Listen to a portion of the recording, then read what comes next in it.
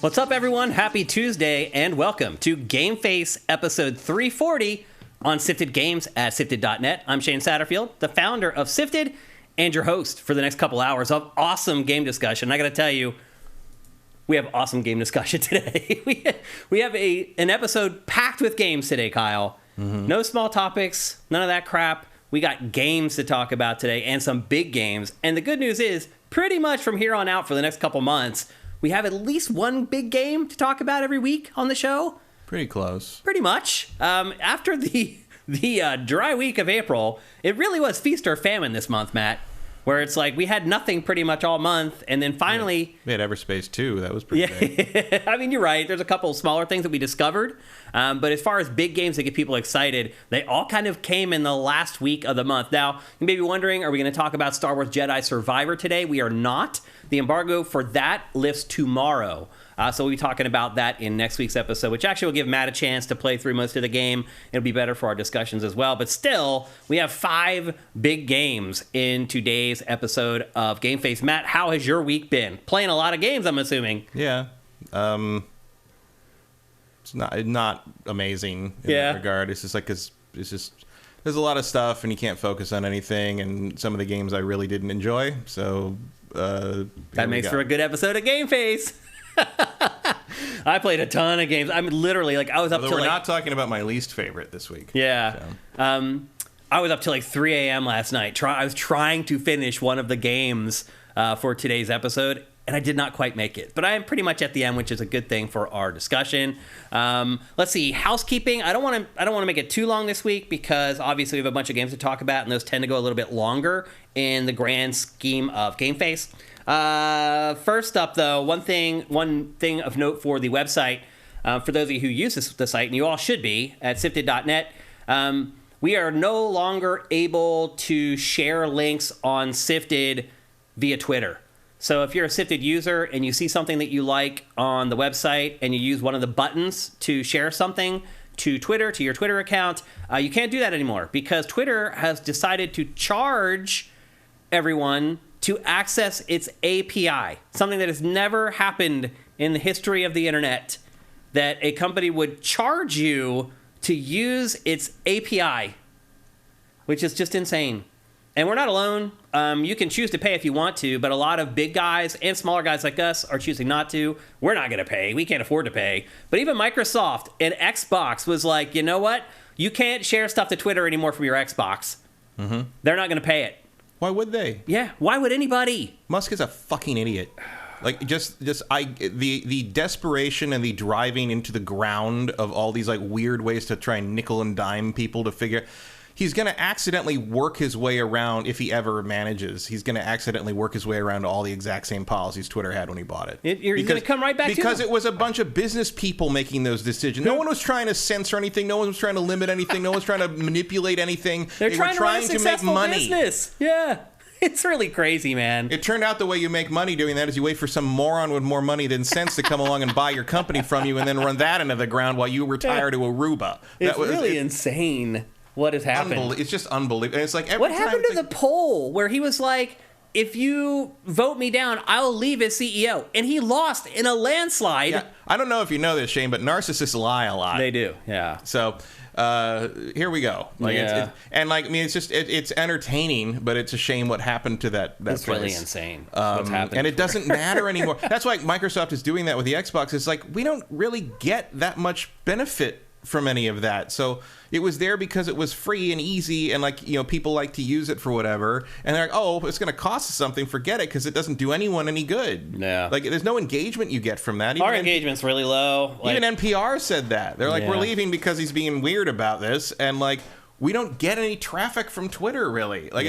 It's not a useful tool in that regard, and it's not anything any of those major companies are going to want to pay for. It's been crazy what's happened to Twitter. I just don't even use it anymore. We use it for to alert you guys that our stream starts, so that we put up a new episode of something for our patrons, and that's pretty much it. I tweet once a month now, Matt. Maybe once a month. So yeah, I don't do that too much. The use of Twitter at this point is just amazing takes on things. I saw one. I gotta pull the screenshot I took of it because every once in a while you see something. I'm like, I'm saving that one. Mm-hmm. This is. I want you to guess what movie this person is talking about. Okay. Did somebody else find this movie visually outstanding but bad plot-wise? I just think it's a bunch of random characters thrown together with barely any exposition about them, and I don't connect or empathize with anyone. It's obviously the Super Mario Brothers movie. No. Oh, it's not. It is animated, though. Is it something that just came out? No. Oh, then I wouldn't know. Princess Mononoke. Princess Mononoke. Now I know why you took a screenshot. Okay. Like, the replies to that weren't even angry. It was just desperate confusion. Like, what? Yeah. What? And then like the follow-up, they were like, well, I mean, a lot of Ghibli stuff is like that. And just really for kids. And I was like, Grave of the Fireflies? Hello, like, what are you talking about? Like, yeah. It's just the most amazing thing about Twitter, and I suppose the internet in general, is that I would never know that someone Right. believed something that batshit crazy. Well, now you can pay $8 a month to make sure that your reply is the first reply in every Twitter thread. Right. But even that's not working. There's a whole thing where like Elon's saying like, oh, the algorithm's putting you to the top now, and all these people with like tens of thousands of followers and their stupid blue check are like, I just made a post and it got 15 likes. Something's not working. It's like maybe only 15 people like the stupid thing you said. Have you ever considered that? It's like, well, the end result is that for now you cannot share things to Twitter from Sifted. Now we're actually not going to change the coding of the website because I have a feeling he is going to change his mind in like 10 days and it's going to go right back to the way it was because he does this stuff. He realizes it was an idiotic idea because he gets data on it and then he changes his mind. So we're not going to change anything on our back end, but just know as for right now, you cannot share anything to Twitter on Sifted. As far as game-related housekeeping, there's been a lot this week, but we need to get through it pretty quickly. Undoubtedly, the biggest story this week, just kind of off the cuff randomly, is this game called Unrecord, Matt. oh yeah, the Unreal 5 thing. Yeah. It is this starkly realistic video that was put out by the studio that has been working on it, and people didn't think it was real because it looks so real. Yeah, well, I actually did reply to a few people on this one because they're like, no, it's obviously video footage. I'm like, no, that's just what Unreal 5 looks like. Mm-hmm. Like, this is not all that really beyond that demo they showed. I mean, like, it's a small building. It's it's not drawing a lot. Like, once you're inside, it's pretty standard outside of some of the nice, like, obviously there's the lighting. There's the lighting. There's some good, like, ray tracing and stuff happening here.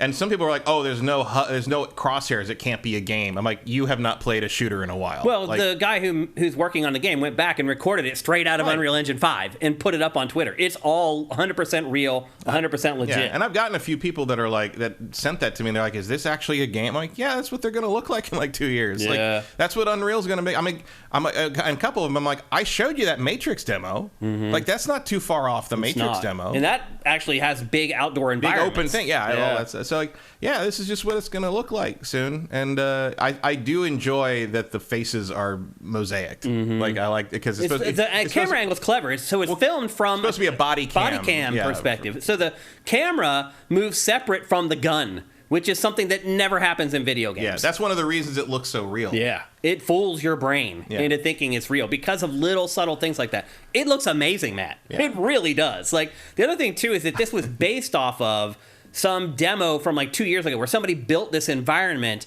and then the team bought this demo of the area and then put the game into the area. So it wasn't, the studio that's working on this isn't the one that actually rendered this building that they're in. It was technically an asset flip. Yeah, it was. A very clever one. Oh, yeah. But this game has been really riling people up here over the last week, and for good reason. There's no other game that looks like it. Yeah, well, Dead Island 3 will probably look like that.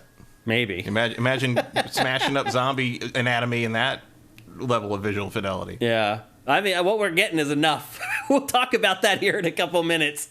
But anyway, again, that is Unrecord. As of right now, it's only announced for PC. My guess is we won't see that game for 3 years or something like that. I would say sooner than that. But yeah. I guess it depends on what the game ends up becoming. I imagine it's going to be a fairly uninspired shooter. Yep, probably. Like, it doesn't look interesting for me to play. Yeah. It's like, yeah, like... It's going to be like Star Citizen, where it's like early on, you're like, oh my God, I can't believe what this looks like. Yeah. And by the time that game comes out, if it ever comes out, it's going to look like everything else. Yeah. Like, it was just ahead of its time in terms of what they were showing because they were projecting into the future. But everything looks like that now. Yeah, it's true. So anyway, Unrecord still a ways away. Just that one little room in a demo, so a lot of work left to be done there. A game that I thought we were going to cover today, or I thought I was going to cover today, Matt, was Disney's Speedstorm. It is a Mario Kart clone set in the Disney universe. However, it's supposed to be free to play, and it's not. Where did you get that it's supposed to be free to play? It is free to play.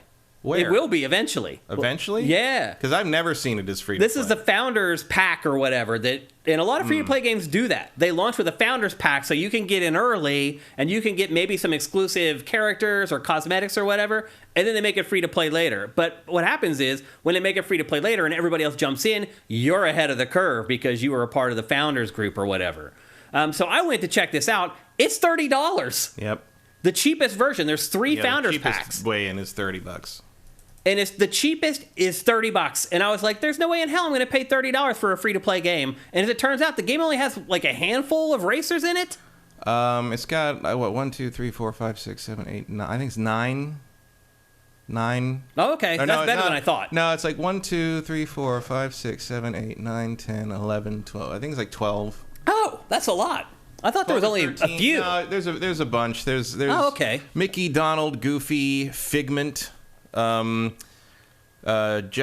Sparrow, Elizabeth Swan, Belle, the Beast. Are Monsters Inc. in there? There's 4 Monsters Inc. characters. There's Randall, Mike, Sully, and Mike's girlfriend, whose name I can't remember.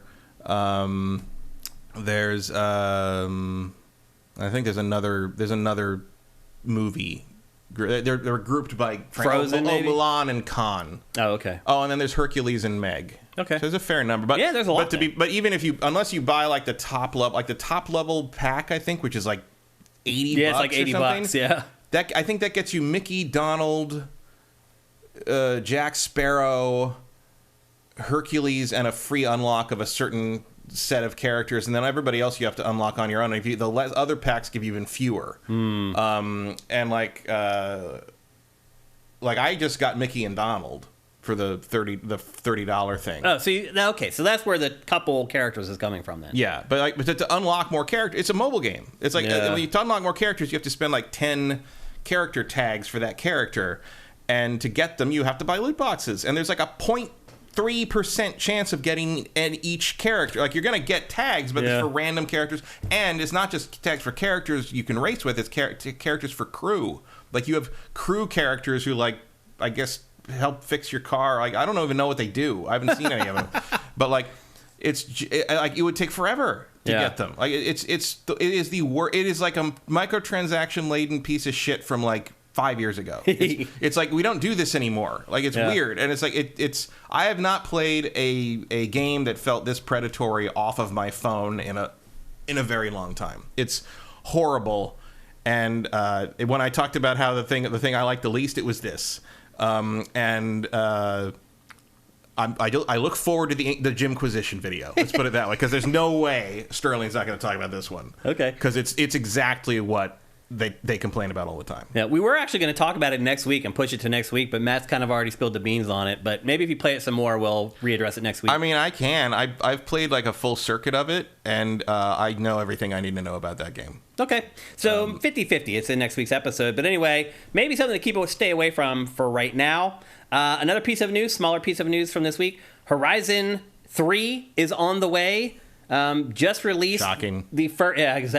Just released the first and only DLC for Horizon Forbidden West, the only story DLC anyway. And they just released for PlayStation VR 2 Horizon Call of the Mountain, and then hot on the heels of both of those, they announced Horizon 3. Matt, do you feel like there's any Horizon fatigue at this point, or do you think they should have waited maybe to announce this, or does it even matter? No, it doesn't matter. Like, it'll be 2 years or whatever before they put this out anyway, and they'll put it out a week before the next From Software, blockbuster, get murdered again, or the new Zelda game, or Elder Scrolls 6, and everyone will forget it happened. Like, it's just what they do. It does seem to happen pretty frequently. It feels a little. I mean, I can understand. There's two ways to think about it. There's the way of, okay, everyone's talking about Horizon right now, so let's strike while the iron's hot. Or there's the perspective of, okay, we've been flooding the channels with Horizon stuff over the last, like, 4 or 5 months. People may be tuning it out right now. Maybe right now is not the perfect time to announce the new game. As long as people are paying attention because the DLC came out, just be like, yeah, we're doing another one. We'll see in a couple years. This is like, they're going to run silent now for a long time. So, the people who care now know that 3's coming, and the people who don't care or are more casual about it will find out when the ads appear on the buses. Yeah. That's all there is to it. Are you excited for Horizon 3? I mean, yeah, I'll play. I'm into it. I like these games a lot. I can kind of see where you'd go. I still haven't finished the damn game. They set up the third game at the end. Yeah. But, like, you can see where they're going to take it. You can. Yep. I'm pretty excited for it, but you're right. It'll show up in 2 or 3 years, and by then I'll be ready for another game. It just seemed like an odd time to me, at least anyway, for them to announce the next one. But you're right, it doesn't matter that much. Makes sense when they close this out, put the last DLC out. Yeah, okay, there's more coming, because otherwise you just got people asking for the next year and a half, like, what are you doing? Where's there Horizon 3? Is there Horizon 3? Are you doing a new game? And so they're saying, yeah, we're good. Yeah.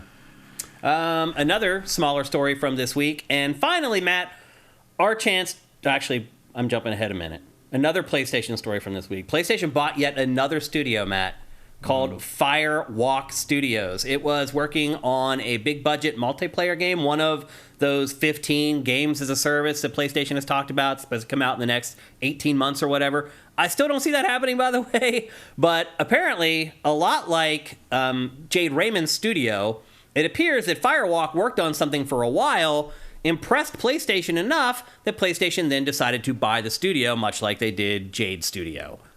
That's probably a pretty smart tactic to use if your PlayStation is, okay, we'll partially fund some of this stuff, we'll get you started, we'll see how good you are, and then if you turn out something that we're impressed with, then perhaps we'll buy you. That seems to be a pretty smart strategy. Yeah, I mean, I don't actually know who this Firewalk Studios is, but clearly they got something that Sony wants to integrate with its other things. Yep. So anyway, PlayStation bought them. I don't think the financial terms were released. I didn't see anything. As far as the dollars that are concerned. And again, another smart tactic is getting these studios before they break good. Before they release something that's really amazing, and all these other publishers suddenly are competition to snatch them up. So I think the way PlayStation is kind of working its behind-the-scenes ecosystem for its studios, I think it's pretty smart. Hopefully it bears fruit that we all want to eat. And now, Matt, it is finally our turn to gloat, because way back when, I guess it was 2020, when Epic sued Apple for the 30% cut on the App Store, you and I were steadfast saying there is no way Epic will ever win. This is an open and shut case. Apple will win in a landslide. It's not even going to be close. And then we had Pactor, who told us we were crazy and that Epic is absolutely going to win. Nope. And we were right. And they lost, and then they appealed, and now they lost again. And so I just want to let you know that I waited to gloat over this because of appeals. Yeah. So back in 2021, Apple won the initial lawsuit, but Epic appealed. And I was like, okay, we're not going to say anything about it until the appeals go through. This week, the appeals went through, and Apple won again, and now it's done. Apple has won. There will be no more appeals. In fact, Mr. Sweeney from Epic has now approached Apple asking to get back on the App Store at the 30% cut. Right. The same week, he tweeted this inane thing about how people who don't like paying $8 for blue checks are the real elitists. Yeah.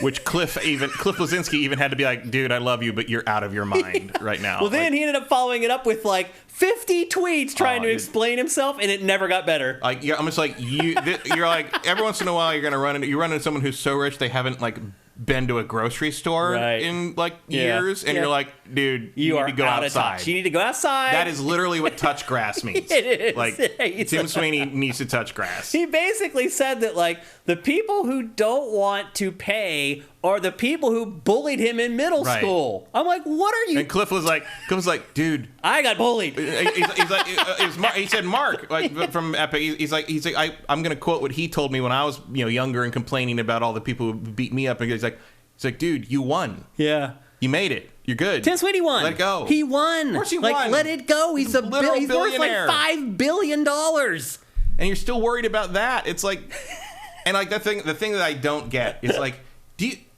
Like, the blue check was important or, like, desirable because you had to get it by earning it and, like, applying for it and, like, proving you were a notable person. And that now it just means you paid $8. $8, yeah. It's about as prestigious as having an Xbox Live account. Like, it doesn't mean anything anymore. Yeah, like, you're what right. are you talking about? I know, it's weird. So anyway, Matt How does and the I... man who built the Unreal Engine not understand this? Yeah. I don't get it. Well, I'm going to give Matt and I a round of applause because we were right about this all along. From day one, we said Apple would win. From day 20, we said Apple would. From day 500, and here we are at day 700, and we were right. And we don't gloat very often, but we're going to gloat over that. There was no way you were going to win a lawsuit saying you have to give us a bigger cut of this thing from this thing you completely own. That you built. Yeah. Like, your option there is to either be part of it or turn not. the deal down. And That's it. And now he has to go crawling back. That's how business works. I'm sorry. Like, I'm not saying it's fair, but that's how it works. Yeah. Now he's crawling back, begging for that 30% cut. Unless you can find a way to, like, get all the other multi-billion-dollar game engine makers to unionize as corporations, you're not going to be able to leverage Apple on that one. Yeah. And the funny part is Apple said no. Yeah. Because they're afraid. They don't want to let him back on, because if he comes back on and he starts doing business again, he could sue him again. Yeah. They're afraid that he'll find some other angle to sue him. Yeah, because the appeal wasn't with prejudice. Yeah, so they're like, look, we don't want your 30% if it's going to result in some dumbass lawsuit it's like, again. We're Apple. We're fine. Yeah. We're good. It's funny. But anyway, we were right about that one all along. And we're right about a lot of stuff that we don't bring up later on. I'll just lay that out there anyway, that a lot of other people get wrong. Another kind of cool story from this week is a new Lego set was announced this week for Sonic the Hedgehog. Matt, any interest in this? 4 sets, yeah. No. You have no interest in this? No. Really? I mean, it looks cool, but I don't really get Lego much anymore. Are you done with Lego at this point? I don't have room. Yeah. There's no room. They do take up a lot of room. And a lot of the ones that you have bought are really big. Yeah, well, and also the ones I prefer tend to be vehicles and not like play sets like this. Like, I think the Rivendell set is amazing, but I have nowhere to put an entire elf city. The play sets ones take up way more space. And like, so I have a couple, I have X-Wings and TIE Fighters and stuff sitting around, but like, yeah, this is, and these video games, even the Mario ones too, like, they're just kind of random pieces that you lay out like a play. I don't have anywhere to put that. Like, they're also really expensive. Yeah, like, that's the other, I mean, what it's doing here is really cool, but like, if I was like 8, I would be I'd be all over this. Yeah. But it's just begging my parents for it. It's just not my version of the Lego brand right now. Yeah. It's cool they're doing more. They look better than the Mario ones to me. The Mario ones have the kind of the digital interaction thing, but this feels like it captures the Sonic thing better than the Mario sets capture the Mario thing. Yep. Swan Senpai says the kids were excited, and then we saw the prices. The prices are amazing. They're ridiculous. I mean, the last Lego thing I got was the Collector Series AT-AT from my birthday last year from my mom, and I think that was like $600. They're just plastic. That's all it is. Plastic costs a lot now because petroleum products are very expensive. Right, that's true, yeah. And now Lego is working on, I think it's in the next 3 years, they're going to introduce biodegradable bricks, which are going to be indistinguishable from the normal bricks, but they're not made of plastic. They're made of some kind of biodegradable material they've developed, where if you throw it in a landfill, it will disappear within like 2 years. Oh, wow. That's great. So basically, the Legos become disposable, finally. Yeah. And well, the other thing about Lego is, like, you can always hand them down. Like, very few people throw away Lego. Yeah, Legos are kind of forever. Yeah, it's not like they actually do end up in a landfill. And even if, like, if the kid you want to give them to, even if somebody's kid, like, doesn't care about, like, the Star Wars or the Lord of the Rings, it's just Legos. Yeah. It's just Lego bricks. You can build whatever you want. They can do whatever they want with them. Like, absolutely. It's great. Yep. Let's see, another small story. Lots of them. This is something maybe it might interest you, Matt. Oh, yeah, Eric Cartmanez. I did get Optimus Prime. I forgot about that. I did get that more recently than the AT-AT. Oh, okay. I just haven't put them together. Oh, okay. You haven't seen that. I'm like, wait a minute. Where's he That is still in its box, sitting on top of the AT-AT in my office. Okay. Another smaller story that, Matt, you may be interested in. I want to get your take on this. It was announced this week that they are working on Call of Duty, the board game. And when I say working on it, what I really mean is that it's going to Kickstarter. Yeah, that's what board games do. I get that, but that to me seems really weird because, again, look at the beginning of this. What does that say? Activision. It just seems weird to me that a company as big as Activision is like begging for donations. It's not. It's not weird at all. Okay, explain it. Because basically board games use these as a pre-order system, basically, because there's no other way to really do that in board games. And the big thing here is they don't need the money up front for that.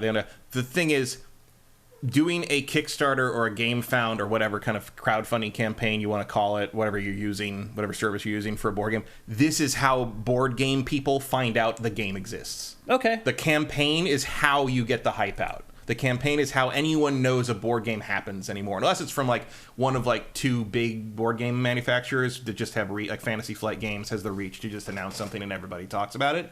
This is how board game hype. This is like there's I mean, it's not a perfect analogy, but think of Kickstarter as like a weird version of E3.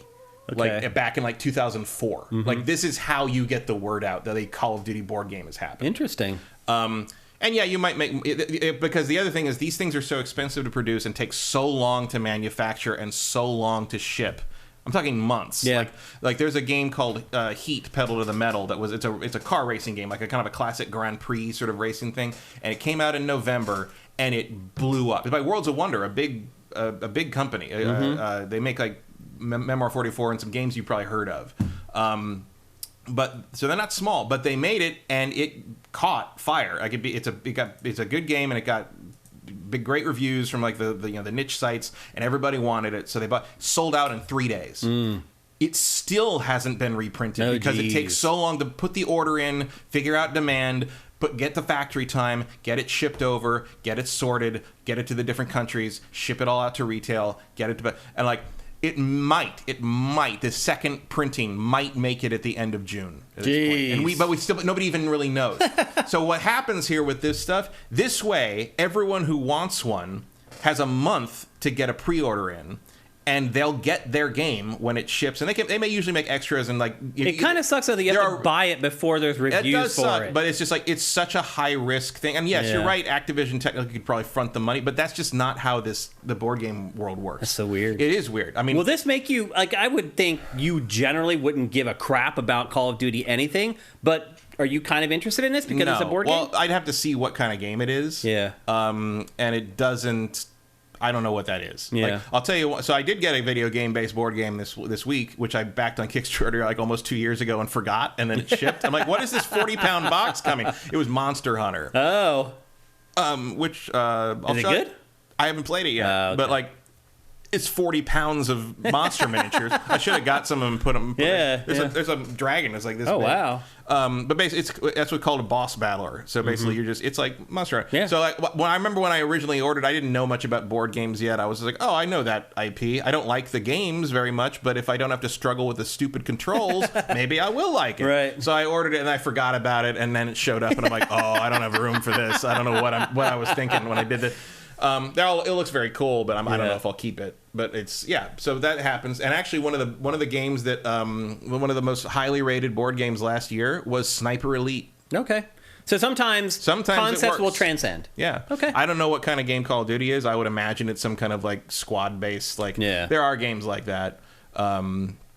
But it kind of depends what type it is. You know, I'm sure it won't really be the same thing it won't be the same thing experience as playing a first person shooter, because board games by definition are not that. But I'll look at it. I can't imagine it has the amount of like part of the appeal of Monster Hunter is like, oh, giant dragon monster thing. That's cool. But like, and I have one in for the Witcher board game, which is still in manufacture and things like that. So it happens. It's just there's Elder Scrolls board game just finished a Kickstarter by a really good company. I didn't back it because like all their games are kind of the same, and I don't need an Elder Scrolls version. But there's also a Skyrim one that just came out about 2 months ago.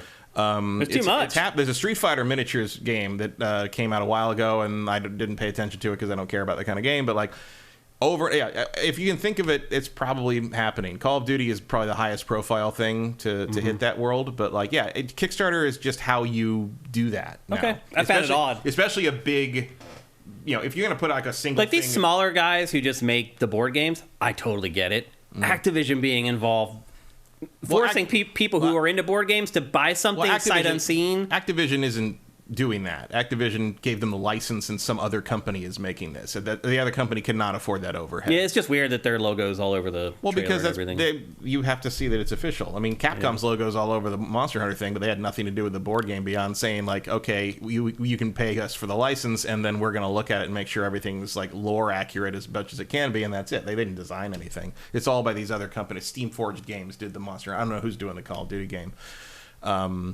Steamforged also did the Dark Souls games. There was an Elden Ring game that had a successful Kickstarter a few weeks ago. There's a Bloodborne game that actually everybody likes a lot. How do people have time to play all these things? A lot of people don't play video games and play these instead. Oh, like this is sort of the way they go with it. And also some people, a lot of these, so the games that end up on Kickstarter, sometimes you get smaller things that are like a quick thing, but these things were like, I guarantee you the Call of Duty things, I'm like, oh, it's like $80 for the core game, but if you want the soap expansion, it's another 30. And then there's the you know, the Pripyat expansion where you can fight in Chernobyl, and this is going to be $40. And like if you go all in, it's only $700 instead of $800, and that kind of thing, right? Yep.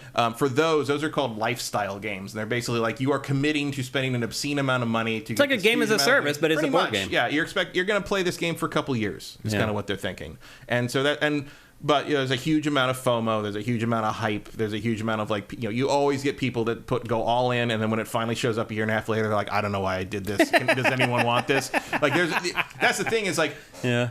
Because you don't know what's going to be hot because no one's played it until it's... Well, you do. I mean, they have it all designed and ready, and there are videos about here's how you play it, and here's a prototype, and we're going to show you how it all works. Like, you know what you're buying when you do it. And, you know, generally you do get a good idea of what it is. Because, like, here's the thing that I've learned about board games is there's, like, 9 genres of, like, base genres of board game, and you really... We can't go too deep here, Matt. We gotta But call you really only need... It's not like video games, because, like, every first-person shooter kind of gives you a different experience, you know, because you're in different worlds.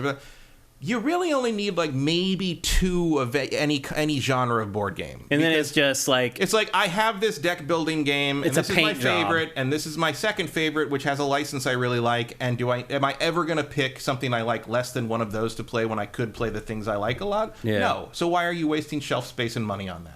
Okay. Like, it's not like video games where it's like everything you play in like the first-person shooter or the action RPG genre is different enough and has different mechanics. Like, they all kind of work similar with little tweaks. It's just a paint job, basically. And it's different when you just have to sit down, open an app on your Xbox, and play whatever with yourself. But board games are like, I got to get 3 people together and teach everyone how it works. Yeah, that's the shitty part. It's like the time commitment on a board game is exponentially larger than a video game, and so like you have to pick and choose what you want in your collection way more precisely than you do with a video game. Yeah. It's a very different hobby in a weird way. Makes sense. And it took me a long time to learn that, and that's why I've got 2 shelves of garbage downstairs that I need to clear out, because there's a bunch of games down there that I'm like, I'm never going to touch that again, because now I know I don't need 4 games like that. I just need 1. Yeah. You know, so you find the skin that you like the most, and that's one you play. Exactly. Yep. And so that's why these Kickstarter things rely so much on FOMO and hype. And like, I guarantee you, a bunch of people that buy that Call of Duty game are going to regret it when it finally shows up. I pretty much guarantee it. Even more than when you buy the new Call of Duty game on an actual game console. I want to talk about a big install footprint. Look at your... That's 150 gigabytes on a shelf. Yeah. Yeah. That's a lot. Speaking of which, Jedi Survivor, what the fuck? 155 gigs? I know. Really? What the hell, man? I mean, it's kind of encouraging, but not... Just like completely uncompressed. Because the Xbox Series... The raw dog in the textures. The Xbox One version, or the Xbox Series S version is 44 gigs. Yeah. So that's just high-res textures. That's all it is. Like, no one optimized shit. That means it came in hot. Eventually, it'll be patches will shrink it back down, but that means no one had time to shrink that sucker. Yep. A couple more things. One of the big games that released this week that we're also not talking about today is a compilation of games called the Final Fantasy Pixel Remaster. It is the first 6 Final Fantasy games redone for PS4 and Nintendo Switch. People are going crazy over these. They sold out. Both versions sold out immediately. Already the prices on eBay are insane. Square Enix is not committed to producing more. It'd be stupid not to, though. Yeah. Luckily, Square Enix sent me codes for all this stuff. So I have been fiddling around with this. I did not have enough time to actually play the games. I played a couple. And we'll talk about them next week. I'm just letting you guys know, don't worry, we're going to get to this, but it's not going to happen this week. We have too many games to talk about this week. They're solid, though. Like, I'm impressed. Yeah, me too. Like, about time. They finally did it right. Yeah, I know. Yeah. It's about damn time. Yep. And then the final piece of housekeeping before we get into GameFace 340 proper is that this morning, the release dates for the next season of The Witcher on Netflix were announced, and they are splitting the season into 2 parts. The first part launches... Of course they are. Yep. Because, it's the last season that he's the star. Last season with Cavill. So they're going to try... I think they're trying to drag it out as long as they can. Yeah, for sure. So the first batch... Because I don't think it's going to last more than a season with, afterwards. With Liam Hemsworth. That's not a valid replacement for Henry Cavill. I'm Me sorry. either. Yep. I'm not even a huge Cavill fan, but that man is Geralt. He is. And like, it was perfect casting. This is not a Superman thing. Yeah. Like, replace him as Superman. Don't give a shit. Yeah. But like, he is Geralt. He's Geralt. He really Geralt. is. Like, Yep. Liam is like, it's like in season 4 we got Geralt from Wish.com basically. Yeah. No, Liam Hemsworth is a fine actor, and Yeah. like if he'd been Geralt from the beginning, maybe. But Yeah. like, it's just like what happened. I always see him as his other characters too. Yeah. When I see him in things, I'm always like, I don't see him as the character that he's playing if he's not playing one of his iconic roles. Does Anyway, Liam Hemsworth have any iconic roles? yeah, I mean the Marvel stuff. I mean that's He's what not I in Marvel. Wait, Chris Hemsworth? Chris Hemsworth is not being Geralt. His brother Liam. Oh, is playing Geralt. Liam. Okay. Well, then I don't even know who he is. He looks like a smaller version of Chris Hemsworth. Oh, okay. Smaller, younger Chris Hemsworth. Okay. The first batch of episodes launches June 29th, and then the second batch launches a month later on July 27th. So they're going to drag The Witcher out through the whole summer. I'm not complaining that much. Yeah. I did just drop Netflix like a month ago. It does look like I'll be rejoining Netflix in June. But it is really easy for those of you who maybe wondered, were like me, you just kept paying for Netflix even though you weren't using it for like 18 years. It is very easy to drop. And if you go back, if you like accidentally, I opened up the Netflix app on my TV, like I hit the wrong button, and it said, Shane! Yeah. Welcome back! Where have you been? Where have you been? Please just click this button and start paying us again. So it's very easy to go back, and I probably will be doing that to check out the next season of The Witcher. All right, let's check in on you guys and see how you guys are doing. Oh, the other thing we should note is that, did you see the Funko game? Mike's Q says Liam is Chris Hemsworth we have at home. He is. You see the Funko game? Yes. That thing? Yeah. Ooh. Yeah. That's on the site right now, actually. Yeah. I don't know about that one. I'm like, The Thing? You're doubling down on John Carpenter's The Thing? It's a licensing nightmare, that game. Well, except it's all Universal. Yeah. So, but the one thing I will note, that's the company that was founded by the guy who founded Traveler's Tales. Yeah. So, like, there is pedigree there. Yeah. But they have no mouth, and I must scream. So. Nike said toil. Shane, come back, Shane. So Nix Etoile. Nix Etoile. I am named after the movie that quote comes from. I know. I am named after Shane, the cowboy movie, and that is one of the famous lines from that. So thank you very much. That was my father's favorite movie growing up, and so I ended up named Shane. And funny anecdote, my middle name is Anderson, and I was named Anderson after the flute player in Jethro Tull. His name is Ian Anderson. Mr. Anderson. Yeah, well, my mom was a hippie and my dad was a biker, and so I ended up... That'll do it. Clay UK Garage 1988. Are you talking about UK House, Garage House from 1988? Because if you are, we should be bros. I still play old UK Garage from the late 80s, early 90s. Anyway, Shane, I'm trying to donate through PayPal, but it keeps having the waiting icon. Either way, I want to say I love your journalism and how you and Matt don't take gaming too seriously. Unlike many do, and y'all just laugh everything silly happening is gaming off. It's so refreshing. Thank you. I really appreciate that. Thank you for your support throughout the years. If you're trying to donate through PayPal, just go to sifted.net/donate.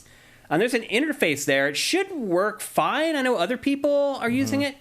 Clay UK saying, yes, it is UK Garage House. Yo, bro, we should be buds. That's all I got to say. Send me a DM on Twitter at Dinfire. Let's link up, man, because I'm all about it. Anyway, thank you for trying to donate. We literally just got a donation yesterday through that same interface. So I think it's working. Sometimes PayPal just hangs on things anyway. So but it is sifted.net/donate. If any of you guys want to send us a donation, a thank you or whatever, that's a great place to do it. Yeah, my dad's favorite movie was Giant. with James Dean. Although sometimes he would have said Bonnie and Clyde. Yeah. But luckily, I was neither named Clyde nor Jet Rink, so that worked out for me. That's hilarious. ETH Demon reminds us that Pixel Remaster has been on PC for a while. That's true. They just came out for Switch and PS4, and now people are just jumping all over them. Yeah, the big thing, like as you said about the selling out, like obviously there was no physical copy of the PC versions. Yeah. People want physical copies of these things. Yep. Eric Cartmena says you should sell all your old games to sifters. Maybe we'll think about it. You can use Sifted as a vehicle to promote it if you sell them on eBay or whatever. Yeah, what I'm probably going to do is I'm going to go to local game stores and see if they want them. Oh, okay. Because most of them are not worth anything. It's like, do I want to go through the trouble of selling a game on eBay I'm going to like $20 for? Not really, but like maybe if a game store around here wants to have it in their kind of, because a lot of game stores have places where you can just rent space and play stuff out of their library. Yeah. Like, here, you can put it in a library. They're in good shape. I keep stuff in good shape. Yeah.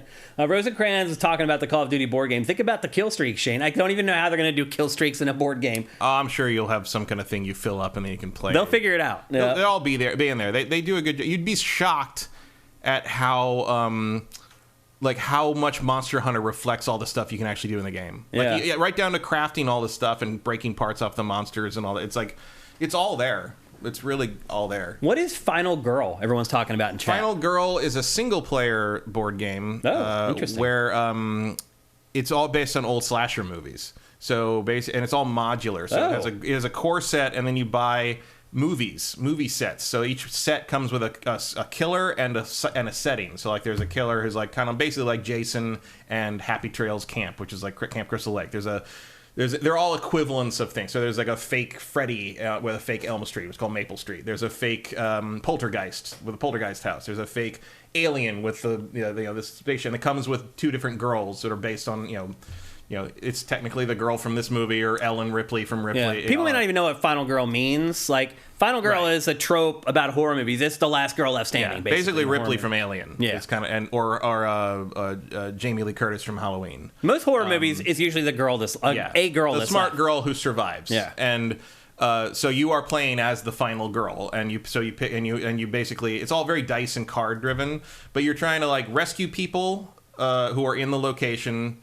And so it's all so you pick the girl, you pick a killer, you pick a location, you can mix and match however you want, and then you go through and you try to play the cards. You're rolling dice to see how successful you are at what you're doing to rescue people, and then kill the killer. And each killer you have to fight a different way, and they have different abilities, and basically they get more powerful every time they kill a victim, and you get to level up every time you rescue victims. No. And it's sort of a race in power between you and the killer, and hopefully you can get powerful enough to fight the killer before the killer gets so powerful that you can't stand toe-to-toe with him anymore. Okay. And so there's variance in that, and it gets more complicated as you kind of add different things.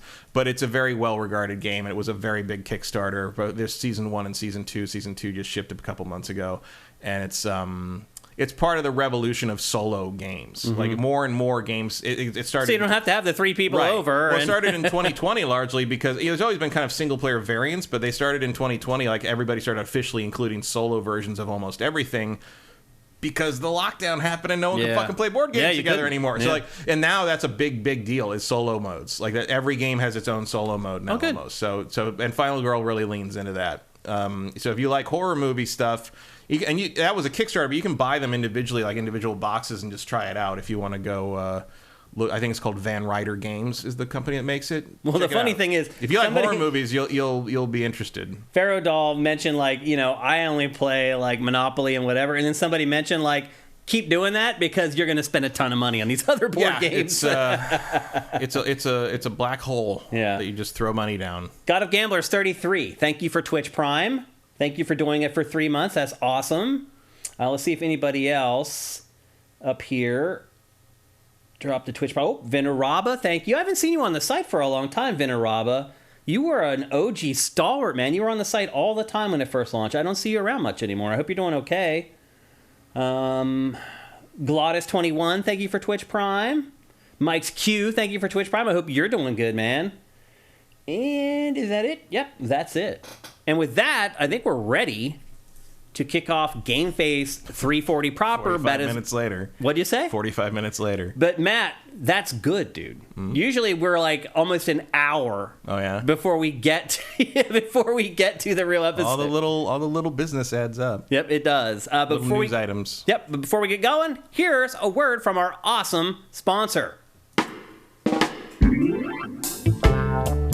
LS Cream is a fine cream liqueur created by fellow gamer and sifter Stevens Charles. It's inspired by an ancestral recipe from Haiti called Cray Mass, and a double gold winner for its original taste at the New York Wine and Spirit International Competition. LS Cream can be enjoyed on the rocks or as a mixer for drinks with its rich blend of fresh cream and neutral grain spirits with notes of coconut, vanilla, cinnamon, and nutmeg. It's great in coffee or to make espresso martinis. To learn more, discover amazing drink recipes, or to track down your own bottle using a handy store locator, head to creamls.com. That's creamls.com.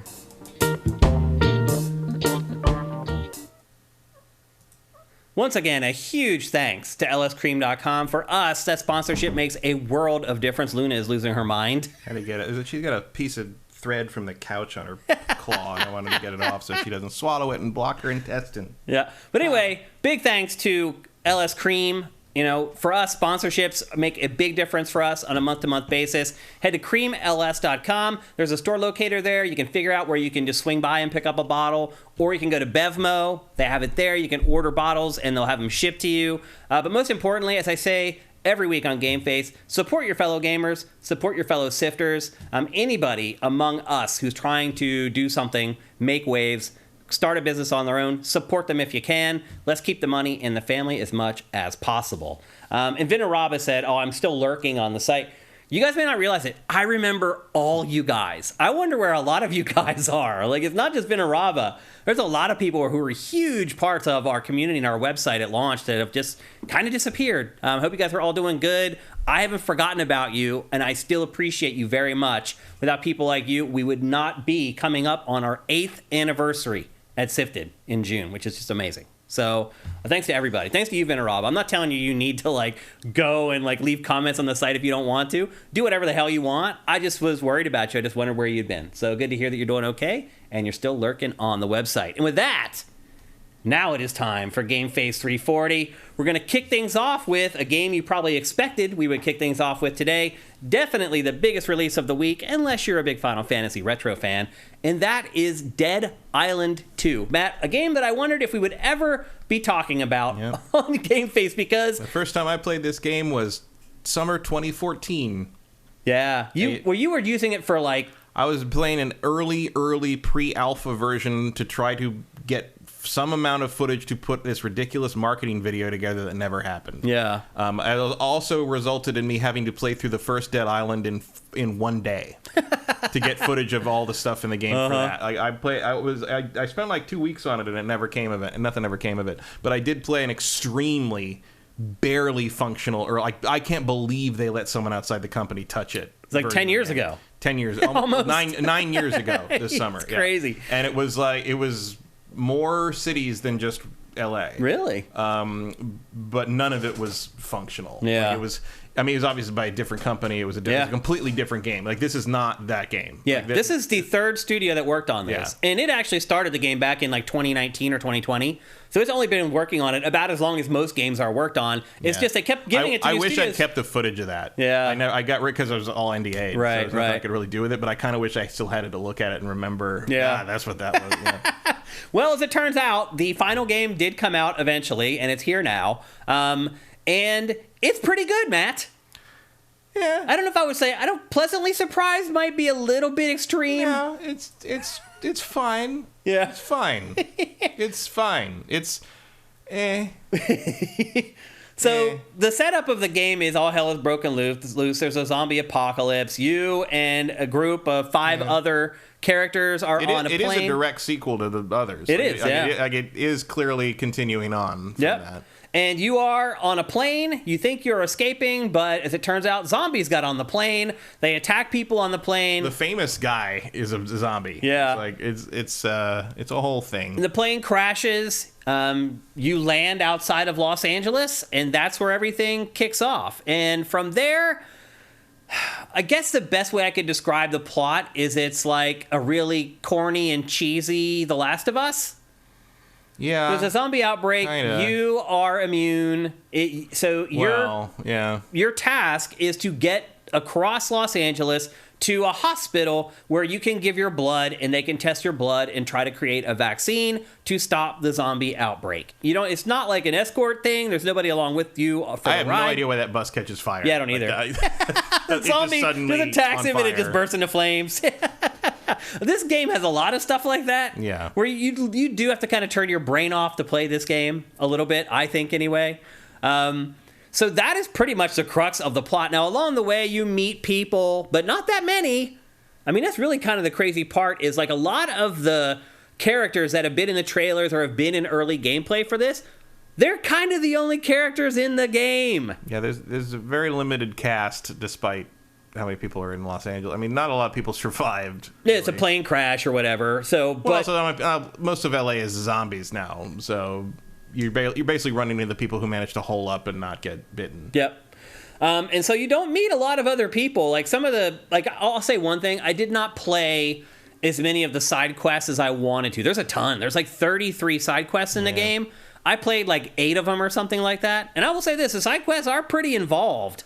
Yeah, they're there. I mean, there's like a lot of them are you like can miss them really easy though. Like and like they're not always called out. Like the map tells you like there's this many side quests available. Mm-hmm. I can't find them. It's the blue icon. Yeah, but there's no blue icons on the map. I don't know where they just stumble across. You have to go find them, and I'm like, I don't want to run around this map for the 40th time. Yeah.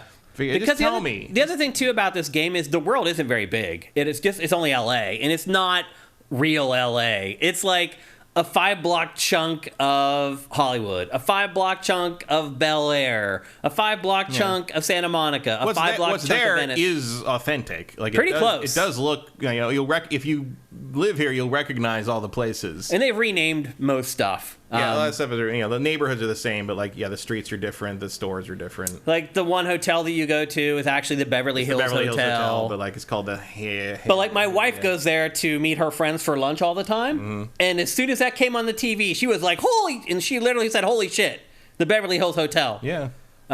So even she is not a big gamer, and she was kind of impressed with how accurate a lot of the representations of LA are. Yeah, that's actually one of the most compelling things in the game is living for in us LA. anyway. Yeah, living in LA and seeing all this kind of recreated. Yeah. There's an eeriness to it at times. Yeah. I will say I'm playing it on PC and it actually looks pretty good. This footage is PS5, by the way, for if you're wondering. Yeah, you max everything out, it runs rock solid 60. On mine, obviously it should, but doesn't always. I will say I am a little shocked at how clean this game is technically. Well, especially since some of the early reviews said that it had a lot of bugs. A lot of bugs. I've had no bugs. And it launched on 7 platforms. Yeah. This is not a huge dev, and they got this thing out pretty solid. The only bug I've had is that sometimes when I uppercut enemies with a weapon, they'll fly into the air. Yeah, sometimes 20 feet into the air and land, but that's actually kind of fun and cool. Yeah, I don't mind that at all. They probably should have kept that in the game, honestly, on purpose. But anyway,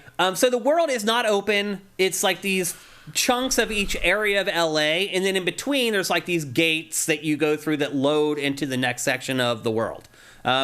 Overall, the world, if you collect all those chunks together, the world is still way smaller than most open world games. So it's a little bit still like a game from 2010, 2012 in some ways. Yeah, although I would argue that the combat in this doesn't really match the original game. There's a lot more strategy in I'd agree. how Dead Island 1's combat works with breaking this arm, and you can take the zombies apart in different ways, and in this you just do damage until they die. Yeah. And it's not as interesting. Yeah. That's part of my main criticism is that I have killed thousands of zombies in this game. Yeah, I can't even think of how many I've very killed. tired of it at this point. And the thing, like, at this point, I'm really just going through to see the new locations because I live in LA and I want to see what all the locations look like. I want to see what Santa Monica looks like and all that. But in terms of I don't care what happens next. I don't care about any I have killed the same zombie in the same outfit with the same face. Like, although I am surprised how many different zombies there are. There are a lot of different zombie types. I'm not very impressed by the randomization of the people. I actually thought it was pretty good, man. I was kind of surprised by how many different faces there were. There's like maybe 15 faces. Oh, there's more than that, definitely. I mean, maybe like for the decayed But you're ones, right, like the randomization is what the X factor is. But I fight the same guy with the short dreadlocks all the fucking time. Yeah, I mean, I've killed him like 50 times or whatever. And at one point, the same guy in the same outfit came out of the same sewer grate 4 times in a row. I'm like, you have to die, dude. Stop. You'll see in the B-roll, though. I mean, once you watch this, I think you'll have a good idea of just how many but I'm saying after like 9 hours, you're like, Yeah. I've seen everything you have to throw That's true. at me. That's Like, absolutely true. Yep. I agree with that 1,000%. And we'll get into the thing, but it's like, I think I picked a broken character. Yeah. Like, so you start out, you can choose from one of 6 characters. I chose the dude bro, like firefighter guy. he's not a firefighter. He pretended to be a firefighter. Right, yeah. You saw him in the opening. He puts all the clothes on, and then when the bus catches fire, he takes it off. Yeah. Because he's like, oh, no, I'm not doing that.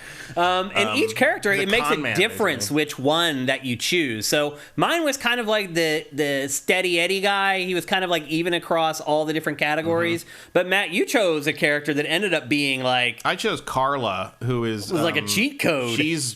She's a tank, basically. Yeah. Like, and because I thought her stats looked the best to me in terms of how I like to play, but she has like it was her or Amy who's the runner. But Amy had low health regen, and I'm like, I'm gonna pick the one that seems to have better health. So Carla, I think, had 3 rating on that. I would love to see who has the 5 rating because Carla cannot be killed. Yeah. I am like 15 some hours into this game. I think I'm about halfway through it.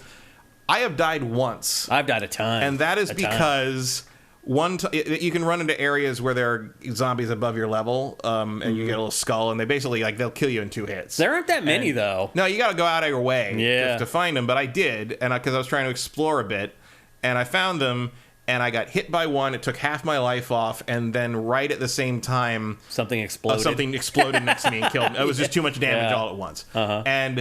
But otherwise, so Carla, I mean, you get to, like, you have this, like, card set up, so you can pick what your abilities are. So I guess I could change my cards if I wanted to make her less invincible. Yeah, why would you want to make the game harder? Like, But basically, so you can, so she can block, and if you time, like with so many games, if you time the block right as you get hit, you get a perfect block. And that will stun the zombie.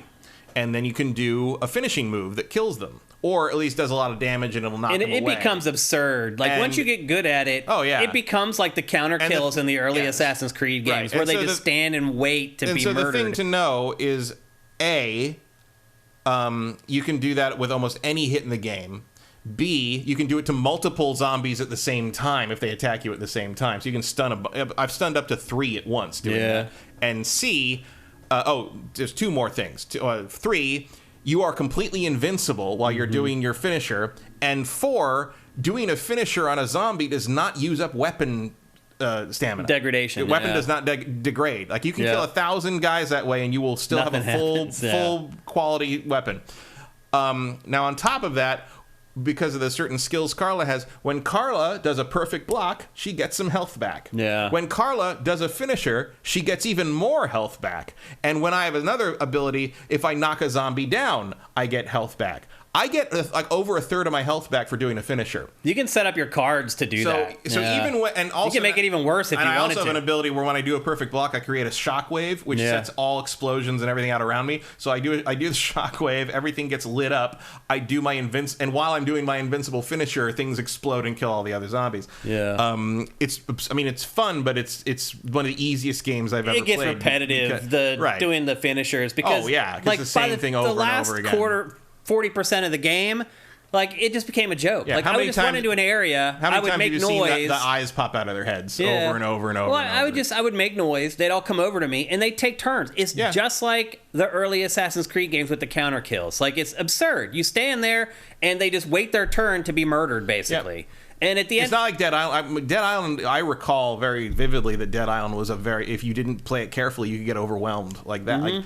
Every zombie was a real threat most of the time in that game, especially if you weren't playing like full 4-player co-op. Even if you're not the character that you're playing as, you can set up your cards so that you still get some of that. Yeah. Like if you finish off an enemy, you get some health back, et cetera, et cetera. Yeah. And clearly there are characters like Amy, I think, can get health back when she dodges. Because she doesn't block, she dodge. Yeah. You can also set up dodge for Carla, but like, why would you? Because all her perks are tied to blocking. Making things even easier, as you're seeing right here, the enemies are dumb AF. Yeah. I mean, they are zombies, but like you can just manipulate them to just like I did right there. You just convince them to just walk into certain hazards, and they'll just walk right into them and die. It was a weird shift from having because. It's taken so long for this game to get made in Dead Island so long ago that there's just part of me that because of the similarity of the presentation and the nature of the games and the developer in question, like I think of Dying Light now. And Dying Light is a constant threat. It's a way better game than this. It is a way better game. And like this just feels primitive to me. Like I know people are praising it to the high heavens and stuff, but I think this is like one of the most this is one of the most perfect examples of a 7 out of 10 I've seen in a very, very long time. And I sold like 1 million copies in 3 days. It's a big hit. There will definitely be a Dead Island 3. And I also just feel like a lot of the story and the voice acting is just like, how do you do fellow kids cringe? Like there's a lot of, I even call some things cringe at one point, but there's a lot of like making fun of influencer culture and stuff, but it feels like 40 somethings writing it, it's like it feels very out of touch. So you do you get safe houses throughout the game, like you meet the people you're seeing the conversation inside the house there. They're kind of your first safe house. You go there and you hang out with them for a while, and that a big part of the first half of the game, the plot is all about that group of characters. And then eventually you move on from there, and I don't want to spoil anything, and then you run into another set of characters who are kind of your next kind of group of people that you play off of, and that's kind of how the game plays out. There are 24 main story quests in the game. As I said earlier, there's 33 side quests, and then towards the end of the game, you also get these other quests called Lost and Found, which is just a board with pictures of people on them who have gone missing. And it's your job to go and try and find them. There's 15 of those. And those can be really hard. Yeah. Like, I've had to look up like guides on those a lot of times because they're like, one of them was like you have to figure things out for like messages you find on phones, and I'm like, I don't know what you're trying to tell me. It's just too much. It's just not well done. And then there's 84 challenges where you just satisfy challenges for 100 finishers or killing 100 zombies with fire, stuff like that. Things that just happen organically as you play the game. And the rewards for those are generally garbage. Yeah. And then as far as so I mentioned earlier that the world isn't that big. But there's still like these, you have to like fast travel, and for most of the game, you have to hoof it manually to all these places. You don't get fast travel in this game until it's almost like halfway over. Yeah, it's... And then the fast travel, you can't use it anywhere. You have to be at a very specific place where there's a map. Yeah, and you got to go all the way over here, and then before you get that, it's like, well, if you want to go back to Bel Air or you want to go back to Beverly Hills, you got to go all the way back through Bel Air. You got to all the way up to the right. You got to walk manually the whole way back. And the exits are not marked on the map as to where they go, so you just got to remember where they are. Yeah, and it's not amazing. Again, it feels in several ways like a game that is 10 years old. It just is. It's like this is the way games were designed in the era before the one that we're in right now. Yeah. And there's nothing like necessarily wrong with that, but it's like it for me it got pretty old after a while. Yeah, I agree. For me too. And here you see the guys just standing around just waiting to get killed, basically. Yeah, and as you see, like you're invincible while you're doing this. Also, like this looks really cool, and the anatomy is very detailed. Like they did a really great job, like with the gore. Like you hit a guy with a club in the face, and their jaw hangs out. You hit him again, the jaw fly off. Like there's jaw bones laying around the ground all the time when I'm fighting these things. But it's just like gore in this is like next level. Oh yeah, it really is. Like, but after a while, it's a crowning achievement of it. And after a while, it's just like, okay, stab in the leg. Oh, knock your head off. There you go. Okay, I cut your face off. No problem.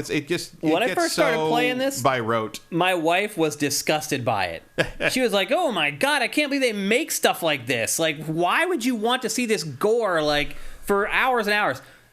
2 days later, she didn't even bat an eyelash because she had seen the gore so much over like the previous 2 days, and she didn't even mention it anymore. So you do kind of become a little bit numb to it over time. Like, I mean, there's cool things like you hit a guy in the back of the hit a zombie in the back of the head, and break his skull open, and you see like brains pulsing out of it. And stuff. Like, like all the organs in the torso are in the right place. Like it's very impressive. Some zombies, you kill them in the daylight, they fall down and their skin melts off. Yep. And you can see their entire anatomy, and you can see every organ in their rib cage moving separately inside the rib cage. And they get burned, and they get caustically burned differently. Yeah, and it's like, really insane. It's very well done. Like whoever did the damage model on this was really paying attention. And he's probably going to get scooped up by a bigger developer, be my guess. Because this, I'll be honest with you, like that level of work in this game feels like it was kind of wasted. Because in a better game, the combat in this game does not require that level of detail in the gore. Like I'm glad it's there because it's one of the only things that really keeps you engaged early on.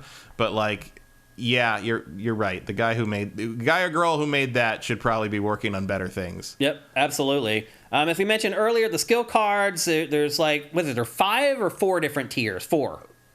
I want to say there's 5 or categories or whatever. So like, and they punching, survivor, and then new men, which they don't tell you about, which I assume means at some point I'm going to transform into a creature. That's a new man. Yeah, exactly. So there's it's not a hard the story is not hard to piece together. I mean, oh, there you go. There you're running around slashing shit. Yeah, well now I'm in like zombie mode. So that's another thing. After you build up, you're not actually immune. You just reacted differently. Yeah. Well, you build up your rage meter, and then you can click both sticks, and you can go into rage mode, and that's that comes pretty late too. Like it's weird that they take so long to introduce some of the more fun parts. Yeah, some of the more fun parts when you're like, man, I could have used that about 3 hours ago. Like, exactly. So anyway, there's 4 different tiers, and you can basically attach, like, as the tiers go down, like the last tier is only 2 cards. Top tier is like 6 cards, I think, 5 or 6 cards. Something like that. It's more at the top because the top is more basic stuff. Yeah. And then the cards tie into each other. So, for example, like I found myself actually going back on some of these mats. So, like initially there is like an evade, and then you get the dodge. Is that right? Something like, well, that's not how Carla. Oh, your character was different. Carla gets stuff in a different set. But, interesting. Like I got block first, and then I got evade. No, I got block and then dodge. Or dodge, yeah. And then evade was a different thing that I don't think Carla gets. She gets more block enhancements. I went back to block. I thought it was better to play the game. Block is better, yeah. Yeah. And then also, at first you get a drop kick. Literally like out of wrestling. You can run and drop kick an enemy. And then eventually later on, they give you the flying kick. The flying kick sucks compared to the drop kick. So I went back. Yeah, because the flying kick does more damage, but it doesn't send them flying. Right. And sending them flying is the whole point, because you knock other zombies down. Well, then you can get other cards that tie into the drop kick. It'll say, when you drop kick somebody, an explosion will happen. Right. And the system's really smart. It tells you, hey, you're using this card that isn't working with the rest of the cards right now. You should change it. So it's a really smart system that allows you to play however you want. But to Matt's point earlier, the game isn't exceedingly difficult to begin with. So the cards affect defensive abilities, offensive abilities, and then something that's called the autophage, which is basically your zombie abilities, because you're bitten but you're immune, but it gives you the ability to have zombie attributes, and those are the astrophage. And then there's this other astrophage system where if you choose the right autophage elements, you can build up this autophage meter where it's doing massive amounts of damage, but it's also taking away your health. Like there's these crazy systems that end up operating underneath the surface when you get towards the end of the game. And then we talked a little bit about the elemental stuff. There's basically 3 elements in the game. There's corrosive, there's electricity, and there's fire. And then some of the enemies are aligned in those ways. So if they're aligned with fire, if you try to use fire on them, it doesn't work. So there's a little bit of like juggling that around. And when you're improving your weapons, at least for me, I always made sure that I had at least one good melee weapon from each of those 3. So you would always have one weapon that's the most powerful, and then 2 that are close. And I would try to make sure that all 3 of those weapons, one was fire, one was caustic, and the other was electricity. So no matter what enemies I fought, I would have the ability to tackle them. I generally the most powerful weapon I usually make sure is general damage. So you went the general route with your most powerful weapon? Yeah, I don't use the elemental stuff very much. Okay. Also, the elemental stuff does not seem to apply to the finishers. So, like, because I No, can you're use, right. I can use like a fire You're fire absolutely weapon right. to finish a fire zombie, and it still hurts them. You're right. Whereas Yep. if you hit them with a normal attack, they're immune to it, That's accurate. which is weird. Yep, that's Again, accurate. but I mean, I'm not saying I want to have to struggle more in this game. I'm not saying I'm unhappy that I was able to just sort of breeze through this thing and not put a lot of effort into it, because I probably wouldn't have if it stopped me cold. I'm just saying, like, maybe the counters should probably use stamina. Or something. Yeah. You know, there should be a limit to how many times you can do that, because otherwise you're basically not making me. You're letting me not play the game. Yeah, To maybe some there's a harder difficulty that unlocks eventually. I don't know. Maybe I don't remember if I picked a difficulty. Well, by the way, in so you guys know, I am 2 missions away from the end of the game. I have completed 22 of the 24 missions at this point, and Matt, you're more than halfway through. something like that. Yeah, this is the game I was trying to finish last night at 3 a.m, and I just got to a point where I died a few times. I was like, it's too late, so I didn't quite finish it, but I'm pretty much at the end of the game. And the other thing too is you can respec at no cost at any time. You can like break down your weapons, get your all the scrap and everything else that you've collected back from the weapon, and then use that to craft a new weapon. So, you know, anytime you find a workbench is a time to kind of take stock in what you're doing, how things are going, and kind of figure out how you're going to proceed through the next section, what weapons you want to have, and that sort of thing. So there's some semblance of strategic planning inside the game as far as how you craft the weapons. The weapon crafting is pretty cool. Like, there's a lot of times I leave the workbench and I see the weapon for the first time, and I'm like, oh, okay, that's pretty sweet. Like, some of the stuff that I've created in this, I was pretty impressed with. And again, a lot like the maps we were talking about for fast travel, the workbenches are just kind of scattered around the worlds. But once you find one, it will be marked on your map, so you can always go back and get it back there. Because the other thing the workbench does is it repairs your weapons for money, basically. And I will say this. Don't ask how that works. Yeah, don't ask. But I will say this. Towards the end of the game, I was getting to the point, Matt, where I was running out of resources, where I didn't have enough resources to build all the weapons I wanted to at the workbench and stuff like that. So at first, it seemed like I was getting more resources than I could ever spend. If you haven't played this game yet, keep all your resources, because eventually you're going to use them, because it gets to a point where they're not giving them to you all willy-nilly like they did at the beginning of the game. Just something to keep in mind. I've been using the same weapon for like 5 hours. Really? I always change weapons. I never use. I mean, I will change weapons if they're not killing guys in one finisher anymore. But like generally, like they don't they don't degrade because I'm just using finishers all the time. Yeah. So like they're fine. It's fine. I never avoid a fight in this game. Whereas in Dead Island 1, I Riptide, I used to run around shit all the time. Now it's like, no, you're all going to die. I'm sorry. Well, sometimes I do run past. I just don't feel like fighting. Because you just want to get somewhere. But like, I'm never running because I don't think I can handle a fight. Yeah. I even fight guys that are like way above my level. It's like, well, you're never going to touch me. Yeah. If you do, I'll just get my health back when I do a finisher. Yeah. It's for a zombie apocalypse game. It's weirdly tensionless. Yeah. Like there's no horror. I mean, I died a bunch of times in this game. I chose a different character, and like, so there's points in the game where you'll activate something and it will just say kill them all, and basically you just get flooded, and it's like you're trying to survive. Like, I've died a ton of times in those. I've died a ton of times in boss fights, but fighting the rank and file guys just running around LA, no. Like, I never die from that stuff. You have to try to die. Some of the boss fights, but again, like, even when I get hit a lot in a boss fight, like, inevitably a boss will, at least after the first phase, will send regular zombies out, and that's when I get all my health back. I'll literally leave them alive while I fight the boss, so I can, if I need another little top up, I can just go finish some other guy. It's very weird. Yeah. And like, so yeah, I don't know. Like, the other thing that is weird to me is this game is very light, and there's a lot of like, oh, that was awesome, the world is ending, but everybody's really excited. It's like there's a lot of influence. It's like, oh, I got my camera on the roof, like, go kill those zombies with fire, and we'll blow up online and all that. And then you get back to like the main story stuff, and they're trying to like do like actual like heartfelt like monologues about loss. And I'm like, do you know what game you're in? Like, do you, like I was just throwing gas tanks at zombies and like blowing them up with like gasoline covered pool floaties, and now I'm supposed to sit here and act like we care that Michael had something bad happen to him. Like, it doesn't make any. It's the tone whiplash is astounding. But I mean, Dead Island's always kind of had that, where it's like you had those trailers, that trailer of the little girl, like in reverse on the first one, and then the game comes out and you're like, oh no, this is nothing like what nothing like that at all.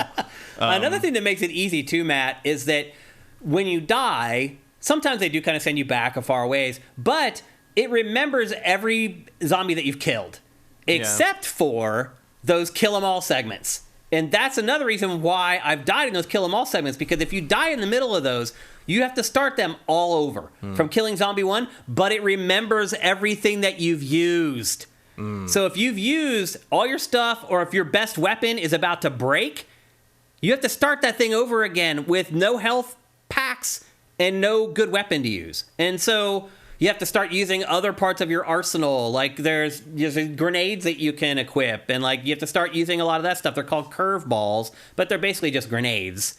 So you have to start diving into your arsenal to try to figure out different ways to win. A lot of times I had to go back to a bench and rebuild my best weapon to go back and take that on again. The rest of the game, though, every zombie you kill is remembered, and you don't have to kill it again. So if you're in a tough mission objective and you die and you go back to the location of that mission objective, every zombie that you had killed remains dead, which is nice. But again, it does make it easy. They do respawn pretty fast if you make noise. Right? Yeah. I have seen like a noise thing, a car alarm goes off, and you turn around and suddenly there's 4 zombies behind you that were not, and there's no way they got there. It's like, that happens. They just spawn stuff, or they just drop down out of the hedges and stuff. Sometimes, there's one section in a movie studio, and like you're going through, and one of the standard ways they spawn new zombies to fight you is they crawl out of the ground, because somebody buried somebody apparently on the side of the road in Bel Air, because that happens all the time, but this happens sometimes in it's on a set for a zombie movie, right? And I'm like, the dirt on a set is like an inch deep maximum. Yeah. There are no corpses under the set. I'm sorry, it's not a thing. But that is registered as dirt to the game, and so a zombie can come out of it. Yeah. None of it makes any goddamn sense. Yeah.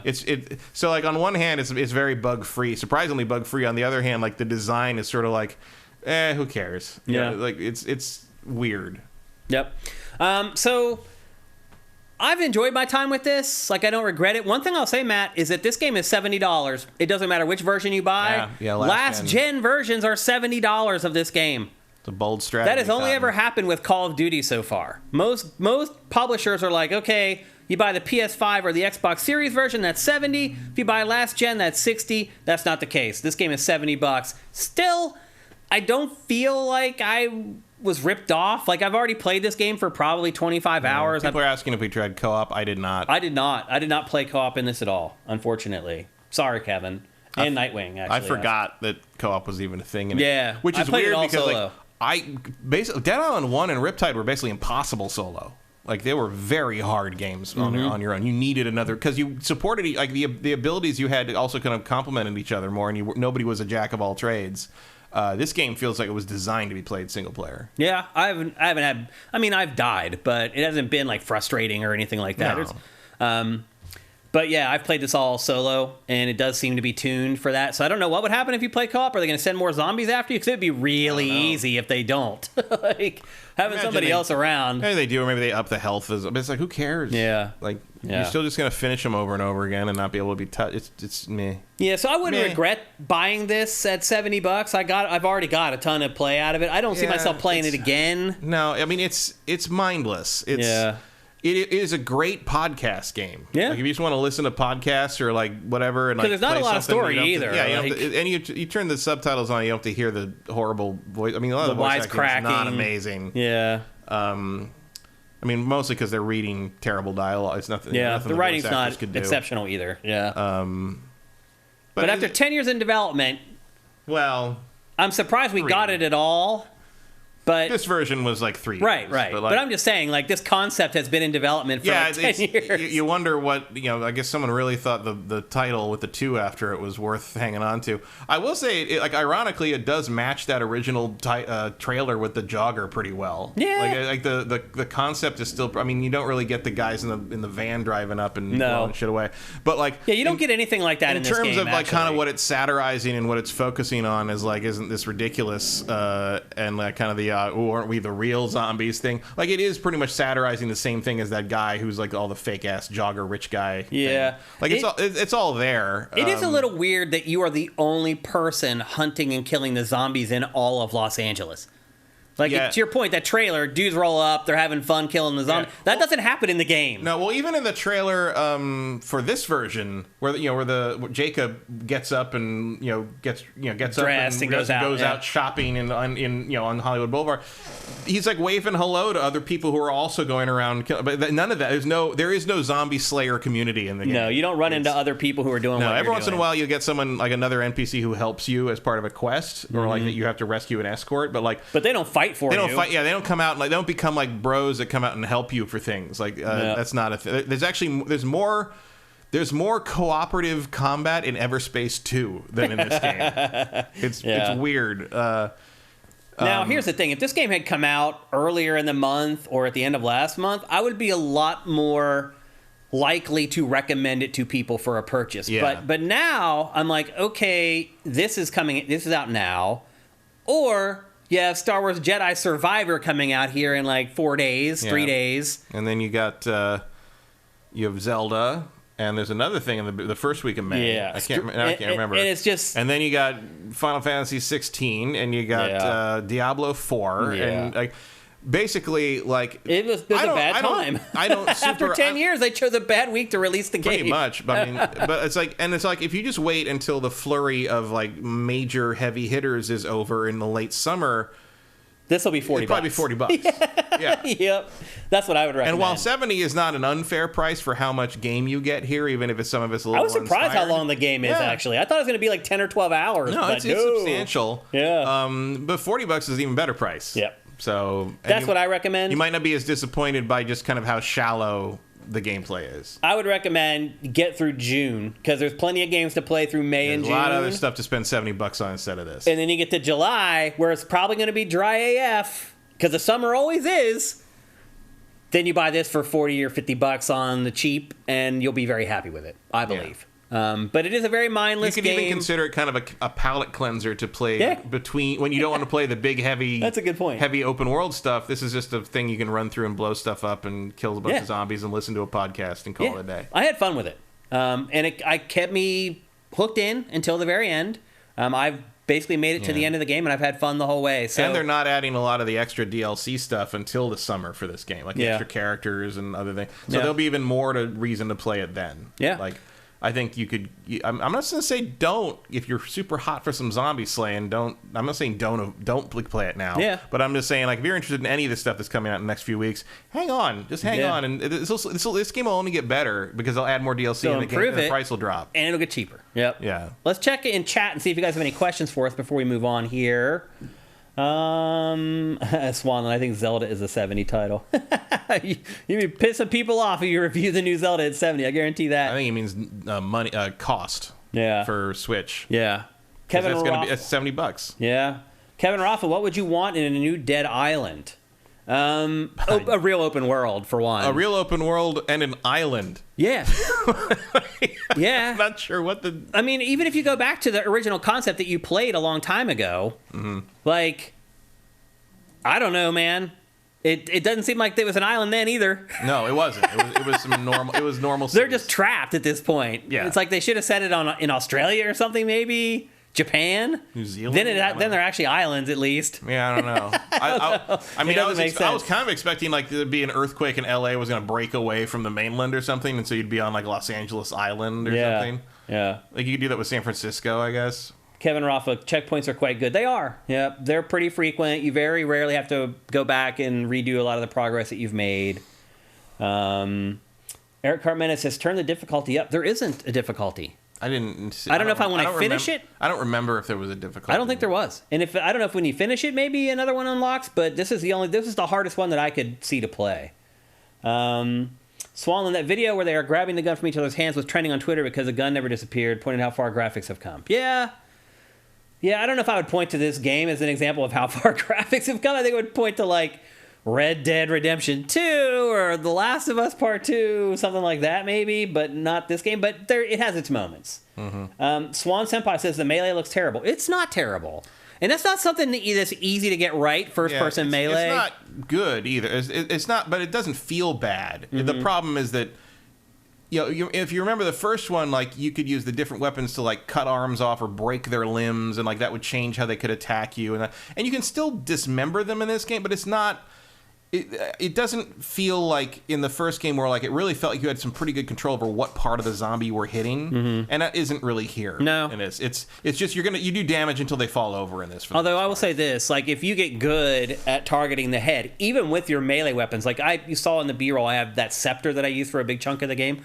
If I could take that scepter and hit them in the head with it, it would just take off huge chunks of health. Yeah. So there is a little bit of strategy, but you're right. Like removing an arm or a leg, like that's really not a part of it, which is weird because if you swipe those areas, it does leave like a slice mark on the zombies. And you can cut them off. Yeah, but it's just not. I mean, you get extra XP in the first game for doing that. It was more of a mechanic, and you could power up each certain character, like different, like Sam would get bonuses in his skill tree if you chose those skills. He'd be more likely to break limbs when he attacked with certain kinds of weapons, and like the one girl Hannah would be more likely to cut them off because she was blade expert. Yeah, and those characters are actually in the game. Yeah, like the original characters do show up, which is cool. Yeah, even though one of them was like, "Oh, I totally forgot your name. I remember you because."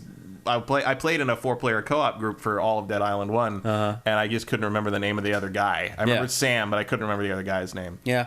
I guess in some ways, I ultimately was kind of pleasantly surprised by this game. After it was canceled twice, and it's been through 3 developers, my expectations were pretty low for it, and I think it exceeded what my expectations were.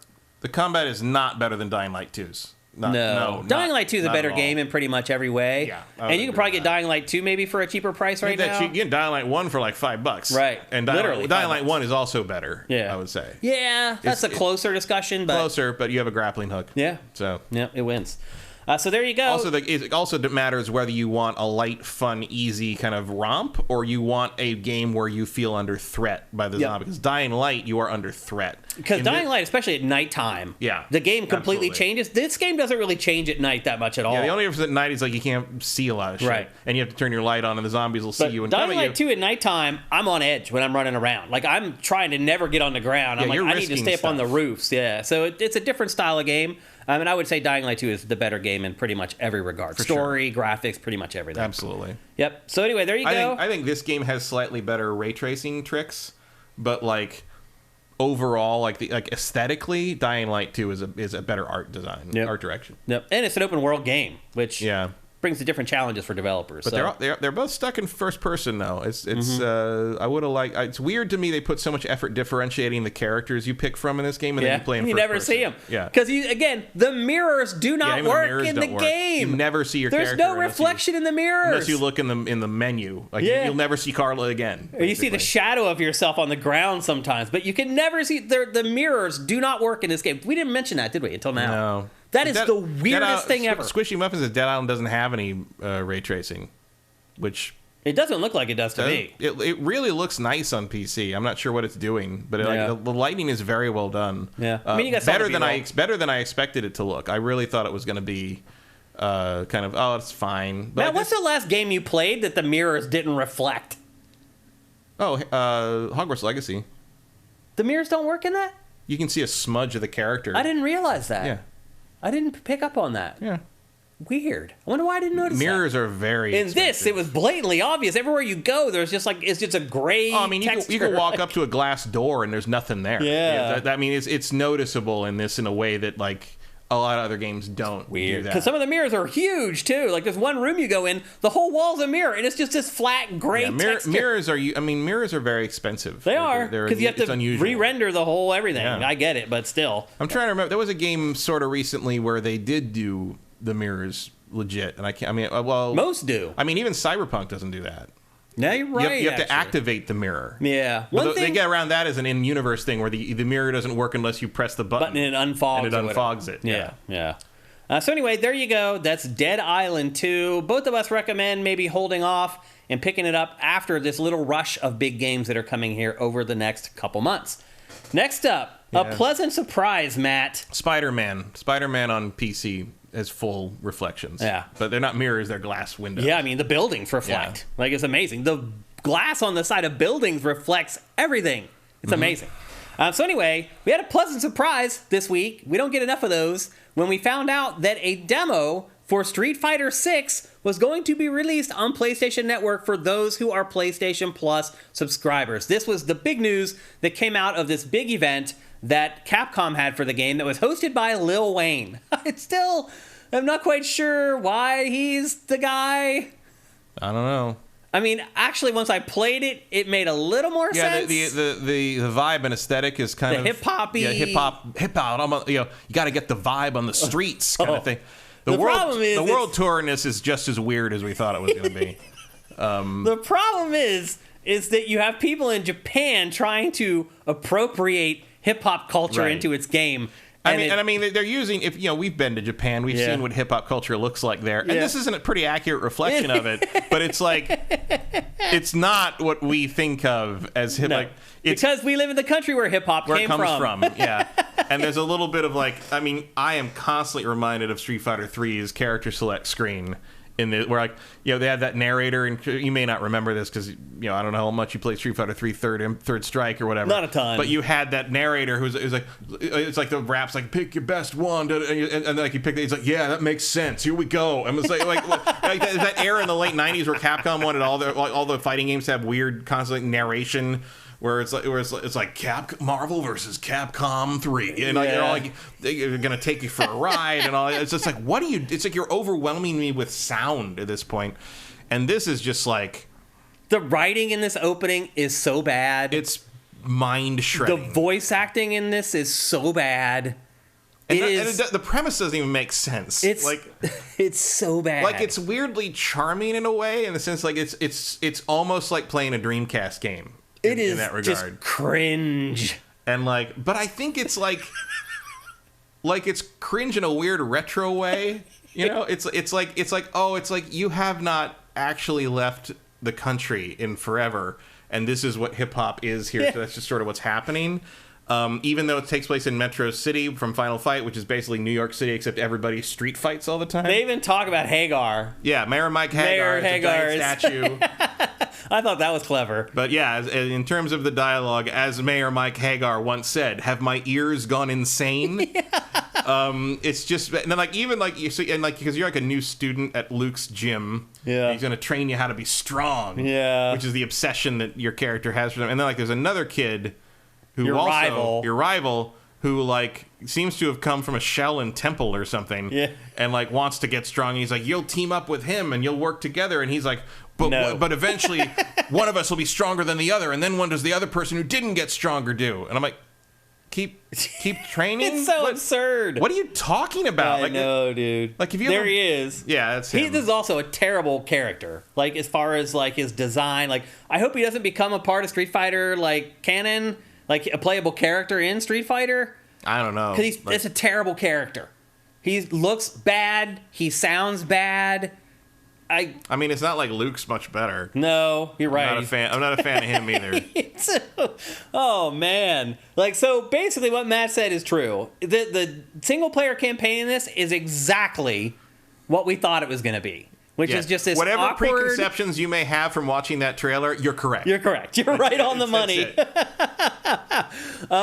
And then so eventually, like you have this little thing in the gym, and like he leaves. He's like, there can only be one of us, or what? Actually, that happens later on. But that's like the end of the demo. He's like, I can't be here anymore. Like I need to get strong now, because clearly he's trying to avenge someone, or needs to like.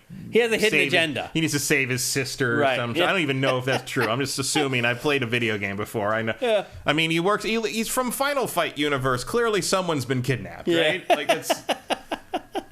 And so you start here in the gym. It sets up the whole story. And then I completely forgot his name. I made sure to leave that clip in here because I was afraid, because they intro him, that he may end up becoming a normal Street Fighter character. So anyway, you go through this rigmarole in the gym, and then you go out into the streets. I was so amused. I thought he was going to open it up and show the city. Right. And I was so amused when it was just a white... I'm like, oh, you didn't want to render that. Okay, cool. And also, how sad is it when I saw that first shot, I instantly knew it was Metro City. Yeah. I'm like, oh, we're Metro City. I know what that looks like from that... choose your, like, where the location is between levels in Final Fight 1. Yeah. It's ridiculous that that's in my brain. Yeah, it's really crazy that they rendered all this stuff. Do you think you're actually going to be able to go to these places? Yeah. Really? Yeah, and there's multiple cities. Oh, really? You go around the world. It's the World War. You go around the world. In the trailer, they show different places. Really? Because he even talks about you got to go out and go around the world and become super strong. Like I think this thing is huge. I think this mode is going to be gigantic, and I'm like, I don't know why you made this. It's so weird. So eventually, because I will say, I don't dislike this. Oh, really? I mean, I don't dislike it. I don't think it's good. Yeah. But I also am like, I'll play this. Oh, I'll definitely play it. And I'm like, I'll laugh at it the whole time. When I say World Tour mode is weird, I mean that in the most neutral way possible. Like, it's not good weird. It's just bad weird. It's just like, I don't know what I'm looking at half the time. Like, when I had to go buy food from a food cart guy, I pressed the wrong button and we accidentally fought each other. Oh, I actually intentionally challenged every single pedestrian in here. You can fight every single one of them. Like, you go press the square button and you both like touch fists like, let's go, bro, and like you just have a fucking Street Fighter match. Like, it's ridiculous. The other thing too is like you eventually get to this like city square. But it's literally like one block that you can run around. Do you think, like, in the final game, there's going to be more of this? Or do you think each city is just going to have that one block area that you run around? I think it'll be multiple locations in each But just, like, that small area for each one of them? Yeah, I don't think it's going to be open full world. Okay. I think it's going to be like Dead Island. I think you're going to be like, you'll be an area you can run around in, and then you leave and go to a different location in the city, and you'll be able to jump to... It'll just be, like, discrete zones. Because I guarantee... Because near the end, that one girl, Alice, says, I learned my style from Chun-Li, and you should go learn Chun-Li's style from her. And I'm sure you're going to go to that... She points down the street. I'm sure you're going to go to that Chinatown location that they showed in the opening of Metro City there, and that's where you're going to do that. Like, like that's what I think it's going to be. Do you think you'll actually walk there, or do you think you'll walk to the edge of the area? I think you'll walk to an edge, and then it'll just load it in. Yeah, I think, or I bet you'll go to a map of Metro City and pick whatever location you want. Just appear there. It's like little areas, because I think this is the main part of Metro City, but I'm sure there'll be locations you go to off of it. Kungrim says there's 2 cities with different locations in them. So just 2 cities. Well, so it's more than one. I thought there was just one. So I'm not sure what other city would be other than Metro City. What other major city is there in Street Fighter? Yeah. I don't know. I don't think there is one. I mean, other than like going to just the cities and the original like Street Fighter. Yeah, I mean, you could go to like where if Japan. Metro City. Metro City is basically is that. Where else would you go in Street Fighter? What would be the other place you'd want to go in a Street Fighter game? I don't even know. Neither do I. I don't know. It's probably somewhere. Question with no answer. Somewhere in Asia, I would think. Yeah, probably. So anyway, you create your own character, and it does appear that its size and the weight makes a difference in their attributes. Yeah, which is kind of cool. It affects your hitbox. It affects like your reach and how easy. Yeah, like, it does matter. Your speed, like if you're smaller, you're quicker. I chose a big, tall, lanky guy, so obviously his delivery takes a little longer. I chose a smaller, faster girl. Yeah, she's basically Chun-Li's speed. So that's pretty cool. I was pleasantly surprised by that part of the game. How in-depth the character creation tool is, which is just incredibly bonkers. It's so bonkers, man. I didn't mess with it a whole lot because I'm like, okay, this doesn't carry over to the main game, so I ain't going through all that. But no, if you can think of it, you can make it pretty much. Yeah, but you can see there, once you're in these open worlds, you just walk up to somebody, you hit a button, and you like touch forearms, and off you fight, and then you just go straight into the fight. Yeah, and there are guys also who will just attack you, like thugs and gang members, and you can tell which ones those are because they're wearing cardboard boxes on their heads. It is a very strange game. Yeah, so I saw somebody asked in the chat, like, if you do something in this demo, does this stuff carry over? It doesn't seem to. Yeah, I think maybe your character will carry over, but I don't think the attributes do. I think the appearance does. You only get to play like the first 10 minutes, basically. So I will definitely start over, but I was not sure if you can carry over on from this, so I did not spend a lot of time on the character creation. Yeah, well, you can see here the skill trees are very, very simple. And when you choose one of those, it means you're not choosing the other one. So you can't. So you see, there's 2 choices there. Once you choose one, you move up in the bracket. You can't go back and choose that second one. So you have to make some hard choices here with your character. Although it seems like a lot of those skills that's there. the guy accidentally beat the shit. Oh, here we go. Yeah, I challenge him. I'm just like, I'm going to beat up the hot dog vendor. I had trouble with because like it forces you to use the quote unquote modern controls early on this. Yeah. I'm sure you can switch in the final game, but like, so instead of the normal 6-button controls for Street Fighter, it's basically like 2 buttons, and then you hold the R2 button and tap the button, and you'll do a combo, and then you can push a direction and think triangle, and you do a special move automatically. And it was fucking me up Like because it accidentally picked that for me when I went to do a normal like versus CPU one-on-one match, like Street Fighter match. Yep. And I barely squeaked out a third round win using those controls. And then I switched to the normal 6-button, 2 perfects. Which should be more difficult. But it is. Ass. I mean, maybe for some, but I've been playing Street Fighter for 30 years. So yeah, you switch the controls on me, I'm gonna screw it up. Fire Native says, Matt, the guys with the boxes on their heads are gang members, and their leader are the Boxhead twins from Gumby. I can buy that. You want to bring the blockheads into the Street Fighter universe? Absolutely. Swamp Senpai asks, are there difficulty options for the story mode? I don't know yet. I don't see any. I didn't see any. The difficulty options, I think, is just challenge higher level characters in the street. Take it to the streets. Because as you walk around, like, for example, the first person I fought was level 16. I still almost beat him, by the way. Like, I had chipped him down to, like, and he got me with, like, 1 hit, and it wiped out 3/4 of my bar and killed me. Like, at the end of the section here, you have to fight Luke, and he's level 10, and you're, like, probably level 3 by that point. Yeah. But I got him down to almost all of his life. I mean, if you could do it. You could. If you wanted to keep fighting It's not like an insta-lose. Yeah. Like, they do let you, it's all about your skill. It's like as they would say in the intro to Street Fighter 3. Well, as you just saw there, after you beat up the hot dog vendor, you can then order food from his cart, and that's a part of the mechanics as well, eating food. They're the box guys. Yeah, there they are. Go for broke. Well, you can see here you're fighting more than one opponent at a time, which is a little twist that they're adding. Oh, yeah, there's dramatic battles in it. There's like 2-on-1, 2-on-2. Yeah. I think the screenshot when they show it to you is like 3-on-1. Yeah. Which is cool. I like those. Yeah. I like dramatic battle stuff. Yep, they take the boxes off their heads. Somebody said in chat, like, the game looks mid. Also, I agree. These guys are good. somehow brothers, and that's their sister. Like, these people are all related somehow. Yeah. The game does not look good.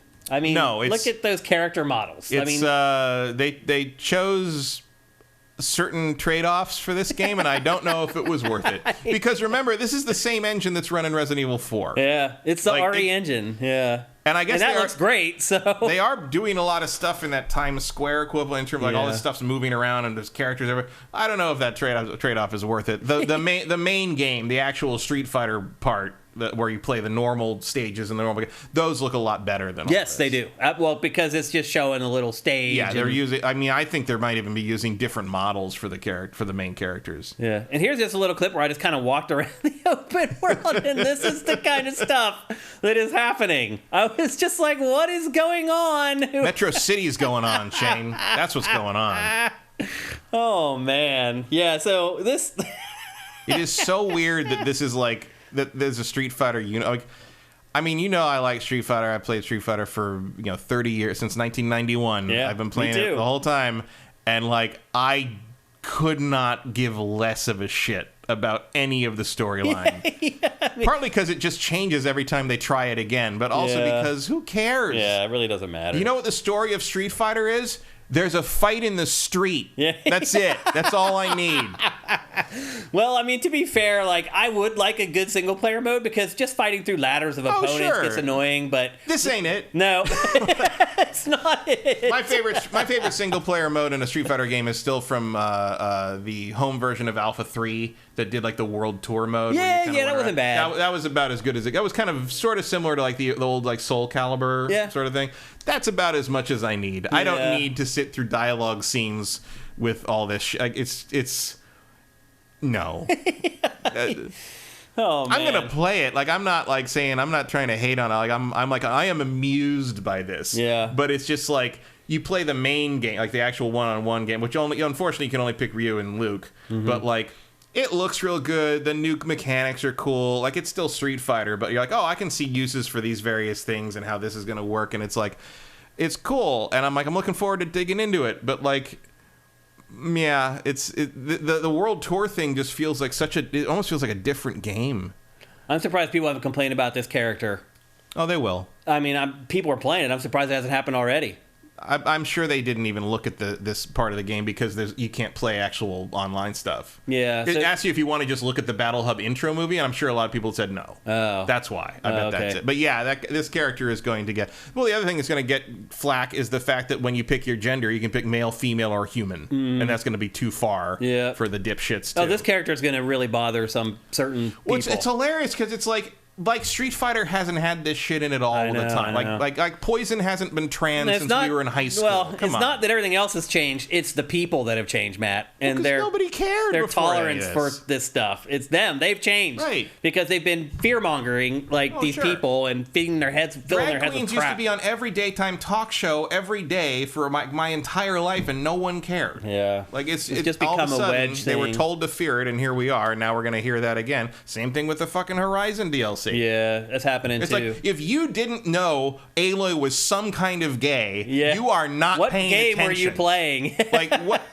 How is that a surprise? Even in Forbidden West, there's a guy who pursues her through the whole game, and she shuts him down. Yeah. Like, hello? I mean, at most, I was like, Aloy's asexual. Yeah. Like, she's not Or she's bi or whatever. I mean, she's maybe bi. I mean, she never shows real interest in boys. Like, she has the most chemistry with female characters through both games. Yeah. And the fact that she finally goes for it with a girl is, like, the least surprising thing that could possibly happen to that character. Yeah. Like... Yep. Well, here we're getting to the good part, Matt. Where we actually here's the actual game. You actually just get to play Street Fighter, and this part of the game, in my opinion, is amazing. Yeah, it's great. It's great. It feels awesome. I already like it better than 5. I think it already feels better. I agree, 100%. And let's be honest, people. This is what you buy Street Fighter for: the head-to-head, the one-on-ones. Yeah. And it feels and plays amazing. So the part of it that most people care about has turned out just fine. Yeah. It's a good Street Fighter game. Yeah, it really is. And I like the ink and the artistic. The art looks good. The backgrounds look great. I can't remember the name of that graffiti punch thing. Oh, yeah. There's a name for that. Yeah, but yeah. I like that. You can use that to get somebody in the corner, and then if you see someone do that and then you do it back, you will counter them, and then there's a parry thing you can use to block that. But if you block the wrong thing with that, you get hit even harder. And it's a lot more. I find it a lot more intuitive, and that's governed by that green bar under your life bar. But I find that way more intuitive than like the focus system or a lot of the other stuff they've been. I figured out how to use this on my own with no instructions, just after like 2 matches. And there will be like advanced ways to do that. The drive impact, that's what it was. It's great. Like I'm into it. Looks cool. But as you said, only 2 characters, only 1 stage. This is supposed to open up to other people this week. Is that right? Oh, from like not PlayStation Plus? Yeah. I don't know. I thought it was. I hope it does, so that maybe they can introduce maybe 1 or 2 more characters. But it was good to fight with Luke to get an idea of how he's going to play. Yeah, I mean, he's just a Shoto. Yeah. Really, but like Ryu, pretty much what you'd expect. I was able to jump right in and be effective with him like right away. Yeah, a lot of his stuff still works from all the classics. Yeah. I thought it was great. So the part of Street Fighter that people actually care about, what's it going to be like playing head-to-head? What are the real matches going to be like? I think they're awesome. I was very pleasantly surprised by... Well, I'm not even pleasantly surprised, but... I mean, it's about what you'd think, but like you'd be more surprised if it was a horrible failure, but like... and obviously this looks more like what you're expecting a Street Fighter game to look like as opposed to sort of the simplified version that is in the World Tour mode. Yeah. I think even Luke looks better here. Yeah. He fits in better here. Yeah. I'll say that. I mean, the lighting is more detailed. I mean, it might just be a lighting thing. I'm not sure. But this in general, I mean, these fights compared to the fights from the World Tour mode, oh my gosh.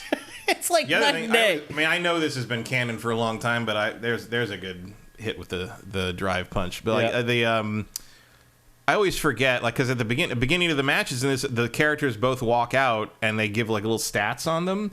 I always forget that Ryu is only 5'9". Yeah, sure. I'm just like the fact that Ryu is like substantially shorter than me is weird to me. I'm like, if I ever met Ryu, he'd come up to like my nose. I'm just like, I know you could kill me if you wanted to, but it's still like just weird. I think of him as so much bigger than that. Yeah, but I didn't realize he hates spiders. Oh, I didn't know that either. Actually, when they walk out, they give a height, weight, and hate. And maybe it's others. Maybe I don't know if it's random, but on mine it usually said hates. Interesting. I didn't notice that at all. He hates spiders, and I don't remember what Luke hates. So anyway, I do hope that they open this up to more people, just so more people can play it, so they can understand what we're talking about here and feel good about it. Because I feel like a lot of people are going to watch that B-roll of the World Tour and be like, oh my God. And rightfully so. But that's not what you're buying the game for. You're buying it for this. And what I played of this so far, it definitely delivers. It looks good. It sounds good. It plays well. Pretty excited for it. And excited to dive into more characters and play as some of the new folks, see some of the different stages, all that kind of stuff. No stage stuff in this. No. Which, I mean, that's Street Fighter. It hasn't really been a thing in Street Fighter. Have destructible stages ever been in even in the offshoots? I think the most was, I think there were, was it 4? Was it 5? I think it was 5 where there were some stages if you knocked somebody out at the edge of a stage, you could knock them into like a bus and the bus would drive away. Like, but there's nothing during gameplay. Yeah. It was never anything that could affect gameplay. That's what I thought. And I'm okay with the that. original Street Fighter 2, you could break boxes if they, but nothing that's ever impacted your health or changed how the game was playing. Yeah. Overall thoughts? It's great. Yeah. Like the gameplay, the actual fighting game part is great. The World Tour thing is silly, but probably it's going to be an oddity fun. That everyone's Sure. going to want to experience, at least for a little while. I don't know. It may be hard to stick with it after like 5 or 6 hours of that nonsense, but we'll see. Luke hates horror games. Too. Oh, he hates horror games? Hates horror games. That's what he hates? Yeah. How random. That's so bizarre. Let's see what you guys are saying about Street Fighter 6 in here. I'm guessing a lot of you guys also had a chance to play it, because if you're a PlayStation Plus subscriber, and there's 50 million of us out there, I'm guessing some of you guys got to check it out. Gohan says Xbox and Steam get the demo April 26th tomorrow. Mm-hmm. Okay, I thought I saw that. So everybody else, you guys will all get a chance to play it. It's definitely worth a download, Matt. Oh yeah. Yeah, if you're interested in Street Fighter, it's definitely worth downloading and giving it a go. You'll definitely know whether you're into this or not when it comes time to spend money on it. That was the game that I forgot in early June. Is Street Fighter 6. Fire Native, Shane, did you try the tutorial? There are tons of systems: parry, counter, EX moves, super moves, etc., etc. I did not try the tutorial, actually. Yeah, I did. Yeah. They're all pretty intuitive. Like, it does teach you sort of specific times to use the various things, which are probably helpful. But the drive stuff is the new stuff. The other stuff works pretty much the same way everything has always worked. Mm-hmm. Not a lot of comments from you guys about Street Fighter 6. I'm kind of surprised. Congram 1, do you think Mortal Kombat 12 will overshadow this? No. Street Fighter It'll sell more. It'll sell more. But it won't overshadow it in the tournament scene. Yeah, we'll also have a better story mode. For sure. Betting. For sure. JM Ray 99, the rumor is MK12 this year. Is that realistic? It is. Sure. I mean, that came directly from the horse's mouth. Yeah, that was Ed Boon. Yeah, I mean, Ed Boon said that. You better know. And he's the only one who would know. So, yeah, absolutely. Like, I think you can count on... Yeah, fighting game of the year versus... If I don't like a Street Fighter game more than a Mortal Kombat game, something went very wrong. Yeah, I mean, organically, I'm a much bigger Street Fighter fan. I just like Street Fighter better. I'm sure Mortal Kombat will have a better story and better campaign mode. Swan Senpai, is it pick up and play? I've never played a Street Fighter. It is, because it... Technically, well, Matt hates the feature, but... Well, I don't think that teaches you anything. Yeah, I know it doesn't, definitely. And it limits you in a way that you can't use some of the more powerful abilities when you need them. Yeah. But, look, you're going to get destroyed online if you're... But if you just want to play with your some friends or whatever, or mess around, sure, you can pick that up. Yeah. Yeah, I think it automates, some of the harder moves. You just hit one button. Instead of actually having to do the controller input and the button press, you just tap R1 and it just does the move. So, yeah, it's made to help people who haven't played Street Fighter before. Vincent asks, why did they put out the story demo instead of a more traditional open beta? Well, I mean, there is head-to-head there, although you can't play it, online. No. I found that weird. Yeah, I mean, it's clearly not a stress test. Yeah, you would think they'd want to test the network if they got a shot. I don't really know what... I mean, weird. I mean, they got a month left. They'll probably do something. I mean, maybe this is just the first round that could be. I mean, they've got to do a network test. I would think you would think, for a fighting game. Probably closer to launch. Yeah. The trouble is that's going to be right in the middle of Zelda time, and you're going to be like, "Oh, would you like to take a break from Zelda to play Street Fighter?" And I might, but I don't know how many. Not. Yeah. Although look, they'll get the hardcore fighting game people, because I'll tell you this: a lot of the fighting game people I know in the FGC, they don't actually play video games. They just play fighting games. Yeah. There's tons of people that they're not really gamers. They don't know any. Yeah, they play fighting games. Yeah. They're there for the competition and the community. They're not there for the game hobby. Clay UK Garage 1988. The Japanese devs don't do nuance or subtlety. Same with Square saying phrase Forspoken has a hip-hoppy walk. This game looks hilarious. Yeah. Yeah, I would say Forspoken had more Western input, though. Yeah. Japanese developers trying to do American culture fails every time. But it's also kind of funny. Like, Yeah. It's like it's interesting to see how they interpret our culture. Yeah, it's funny. Like, it's goofy. Yeah. And I'm it's not okay with offensive that. or anything. No, I don't think so. No. I don't think so anyway. I mean, Luke's offensive just in the sense that, like, I hate him.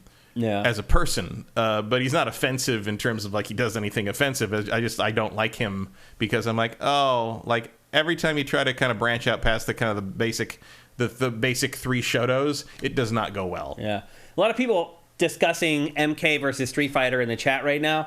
I think generally speaking, casuals like Mortal Kombat more, hardcore fighting fans like Street Fighter more. Yeah.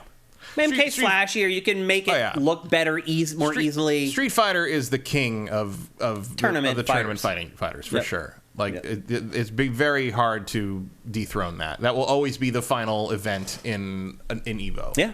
But Mortal Kombat, does fine. Yeah. It doesn't have the following because it sells. It's the best selling. It sells fighter. better. It sells way better. Mortal Kombat doesn't have the same following in the tournament scene in part because. It's a little more by rote in terms of like you're basically going for one combo a lot of the time. It's not as freeform. You don't see as sort of like, oh my god, I can't believe they pulled that off because it's just the NetherRealm's fighting systems are just by definition a little more rigid. Yeah. And there's also a lot of like bias against non-Japanese fighting games. It's true. In the fighting game community. Like people don't like to talk about it, but it is true. Like Mortal Kombat is sort of looked down on because it's not from Japan. It's true. Yeah. And that has lessened over the last 10 years. I would Mortal say. Kombat is probably my 4th or 5th favorite fighting franchise. I would bump that up a little bit because it goes. But actually, bumping it up would probably put it about 4th. For me, it goes Virtua Fighter, Street Fighter, Soul Calibur, and then probably MK. I mean, maybe Tekken before MK. Oh, Tekken and MK close to Tekken me. would be so far down the list. Oh, really? I don't like Tekken. I've never liked Tekken. I like Tekken more now. Tekken I like because I'm good at it. I can funny how that works. I can do well at Tekken. I had a friend who liked Tekken a lot, and so I'm like, oh, I'll play and like learn how Tekken 7 works. But and then like after like 2 sets of practicing, like I was winning constantly, and that was the end of that. Like, my Eddie Goro, people get real mad when they play against me. Eddie Goro. My number 1 is Street Fighter. My number 2 is Virtua Fighter. Virtua Fighter and so Street Fighter. Swapped those. Virtua Fighter and Street Fighter are at the top. Like everything else is sort of a negotiation. Yeah. Below that, I would probably put. I really like Blaze Blue, and I really like what was it? No, I'm not a huge Soul Calibur fan.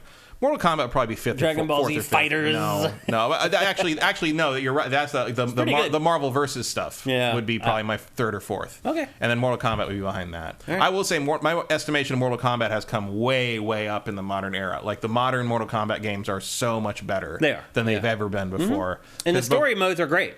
Yeah, for sure. And I appreciate that. And the Injustice games, I kind of lump them in there a little bit too because they're basically Mortal Kombat games but with DC characters. Like I think modern NetherRealm is fantastic. Yeah. I think they do great work. Yeah. Are they the most versatile and interesting fight? No, there's Well, they're kind of trapped into the template. Oh, sure, but there's just an element. There's always characters in their games that are better. Like you're always going to be, and like, the balance isn't always. And the most exciting thing is always when someone takes a character that you think is trash and somehow makes progress in a tournament. And you're like, how is he getting this far with Bane kind of thing? And then they'll go and nerf Bane. And then they change. There's a lot more of that thing in the NetherRealms games where it's like, oh, someone figured out that Cabal can do this like kind of infinitely, and so we're going to get rid of that. Now no one plays Cabal anymore. Yeah. Or Kung Lao had that a lot in Mortal Kombat 9. Like Kung Lao had an infinite in Mortal Kombat 9 that I learned. Infinite combo, right? Yeah, that I learned how to do like very early on, and then when I was playing at a party and did that to someone, and the guy just turns to me and goes, "You know this is not fun, right?" Yeah, playing against you is not fun. No. I'm not here for fun. Not here to give you a good time. I'm here to win. Shane A28, thank you for Twitch Prime. Okay, well I think that's all we have on Street Fighter 6 right now. Obviously, it comes out. Is it June? I want to say it's June 2nd, June 4th. Is it early in June? I thought it was the first week of June. I thought it was like the 20th or something. But anyway, it does come out in June, so we have another month and a half. We may get another beta. Who knows? I hope we do. And again, if you are not a member of PlayStation Plus, beginning tomorrow, or today, if you're watching the archive of this, you can go download it on PC and Xbox to give it a go. Okay, let's move along. We're going to talk next about a game that, to me, it's blatantly obvious what it's ripping off and trying to be, yet for whatever reason, nobody in the press has brought this up. And that game is Minecraft Legends. And to me, it's very clear that they're trying to make a better Pikmin. Pikmin, yeah. If you read the reviews, previews, or whatever, nobody mentions that. They keep calling it an action RTS. I'm like, it's effing Pikmin, dude. They're trying to rip off I mean, Pikmin. I guess technically Pikmin is also that, but, like, it's Pikmin. Yes. Like, you blow the whistle you raise the flag to gather your guys, and then you send them over there, and you can run in and whack You them run with a around, sword. you got these little dudes following you around. It's just like, Pikmin with a more boring world. It is. It's not even just the more boring world. There's a lot of parts of this game that are nowhere near as good as Pikmin. And I'll say this too, it gave me a new appreciation for Pikmin. Because Pikmin is an old game that's been around for a long time, and it figured out a lot of the problems that this game has a long time ago, like almost 20 years ago. It figured out the problems that this game struggles with. And somehow managed to, even from the beginning, Pikmin felt more tactile. Yeah. This feels like one of the most sterile things I've played in a long time. So there is a plot in this game. The piglins, or whatever the F they're called. Piglins, yeah. 'Cause they don't want to call them goblins. Yeah, they've invaded the overworld, which is the world that you live in. They've come in through this portal that you're seeing right here. It's your job to run them out. And that's pretty much the whole plot. Yeah, it's not even your world.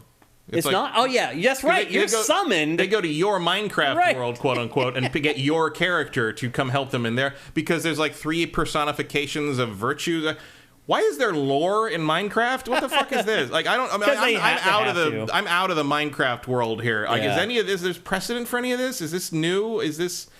Am I supposed to know who like knowledge and action and insight? The kids are? do. Yeah. Are they established characters? I'm sure they are. I'm sure the kids know who all these people are. I'm sure. And here's the other thing, too, I would say. Kids will probably love this game to death. Like, Yeah. they're not going to realize that it's a cheap knockoff of Pikmin. They're going to be like, it's a new way to play with all the Minecraft stuff that I love. Like, like I never played the Telltale games. Is that mythos established in? Yeah. I mean, there's definitely lore now for Minecraft, without a doubt, and established characters and villains and all that kind of stuff. So I they're just know trying. I know Steve and I know the Ender Dragon, and that's about as far as I go. Yeah. So as Matt said, you're recruited by these 3 characters: Foresight, Action, and Knowledge, and you are assigned or asked if you will be the protector of the overworld.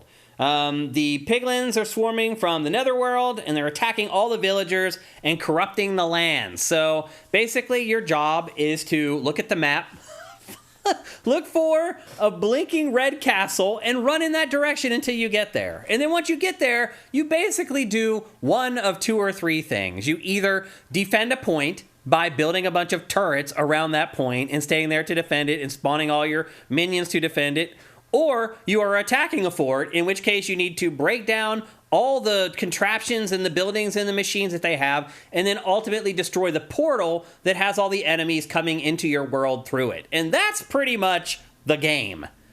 Now, where things start to get complicated is in the actual playing of the game, because like Pikmin, you control a character that you're seeing right now, and as you can see, there's like 8 different ones that you can choose from. You can also choose the mount that you're on, and those do have slightly different attributes, and it does make a little bit of a difference.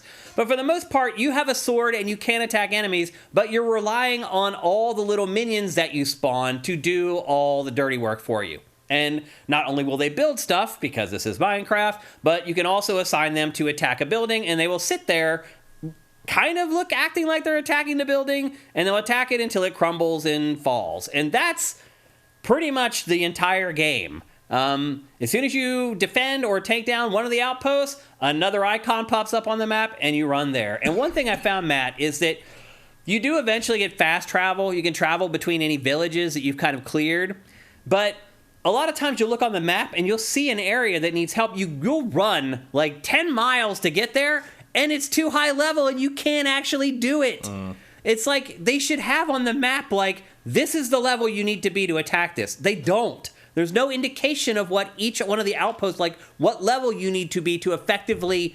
They won't even let you. They'll just turn you around and be like, go away. You can't fight this yet. Like, again, just really dumb. And one thing that I discovered that Pikmin does really well after playing this is managing the minions. One thing this does well is that you can create spawn points for the minions pretty much wherever you want. Like, there's a zone around each outpost that it won't let you build the pools that you spawn the minions from. Yeah, as long as you're not in nether territory. But if you're 10 feet off of that property, you can put it wherever you want. And in Pikmin, you could only ever Thank you, Skull Monster Knight. Yeah. in Pikmin, to get more Pikmin, you would have to go back to the mothership. And you'd have to, they'd plant at the bottom, you have to pull them out and pluck them. In this, you can take your minions with you and you can spawn them wherever you want. Now, controlling the minions in this is way worse. So as Matt said earlier, you do have a whistle thing that you use to collect them, to tell them, hey, you need to follow me. I've had the minions in the circle and they still stand there. They just aren't alerted when you blow the whistle. And then once you're navigating, because here's the thing, a lot of these outposts that you're going to, as you can see, they have elevations. And there's a building mechanic that you can use where you can build bridges and ramps and things like that. Again, abysmal, by the way. Have you tried to use the ramps and building the ramps in this? Yeah, they're very unintuitive. It's very finicky and weird. It's eventually it just happens and I'm I don't know what I did right or wrong to make it work that time. But you'll need to build ramps to get you from the ground up to the platforms where you need to destroy some of their machines or some of their buildings to take out the outposts. Once you go up to that level, go up the ramp and get on the next level, you're probably going to lose about half of your minions. And they're going to be standing down on the ground, doing you no good. There's so many... I've even seen things where they're attacking a building and the building does a pulse to knock them off. Yeah. And they get knocked a foot away and they just stand there. They lose their mission. And early on I thought it was because they were stunned and they were going to... But then they just they don't attack forget. again unless you come over and tell them to do it again. It's very weird. It's something that Pikmin does very well. Controlling your Pikmin, making... the Pikmin know that if I told you to attack that thing, keep attacking it until it dies or you do. Or until I tell you to stop. Right. Yeah. Also, but getting them to follow you, you could use the C-stick in Pikmin to get them to go into a narrow single-file line, or you can't do that in this. Or rotate them around and have them swarm something. Right. You have to just hit the one thing, and you can't really control where that target goes. Yep. It's just a set distance from your character. Yeah, and it doesn't... And half of them will actually do what you want them to do. And so what happens a lot of times is I would think that all my guys were dead, because there'd only be they're five or standing around. And they're all down on the ground standing around. Yeah. You'd have to go all the way down to the ground, whistle them again, try to get them to navigate up the ramps because you have to fight enemies and break stuff up there. It's crazy.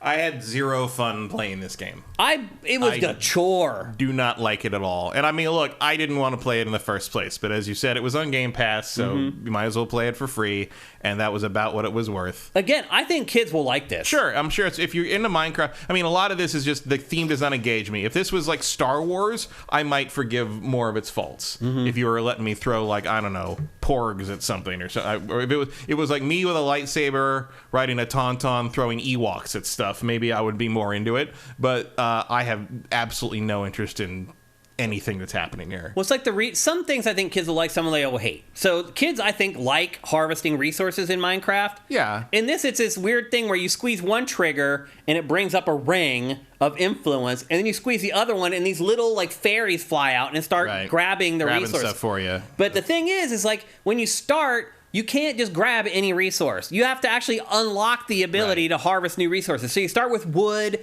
and then you can get stone, and then you can get iron. I don't feel for kids that's going to be a smart way to handle that. It's gated so much. And also, I don't have kids, obviously, but all I can imagine is showing this to a kid who likes Minecraft and having them go well, I'd rather just play Minecraft. Mm-hmm.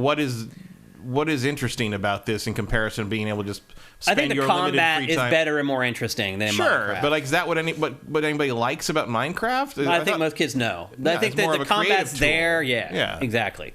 And the creative part of this is nothing compared to the real Minecraft. No, not at all. It's barely RTS level. Yeah. You basically just choose stuff and it's built.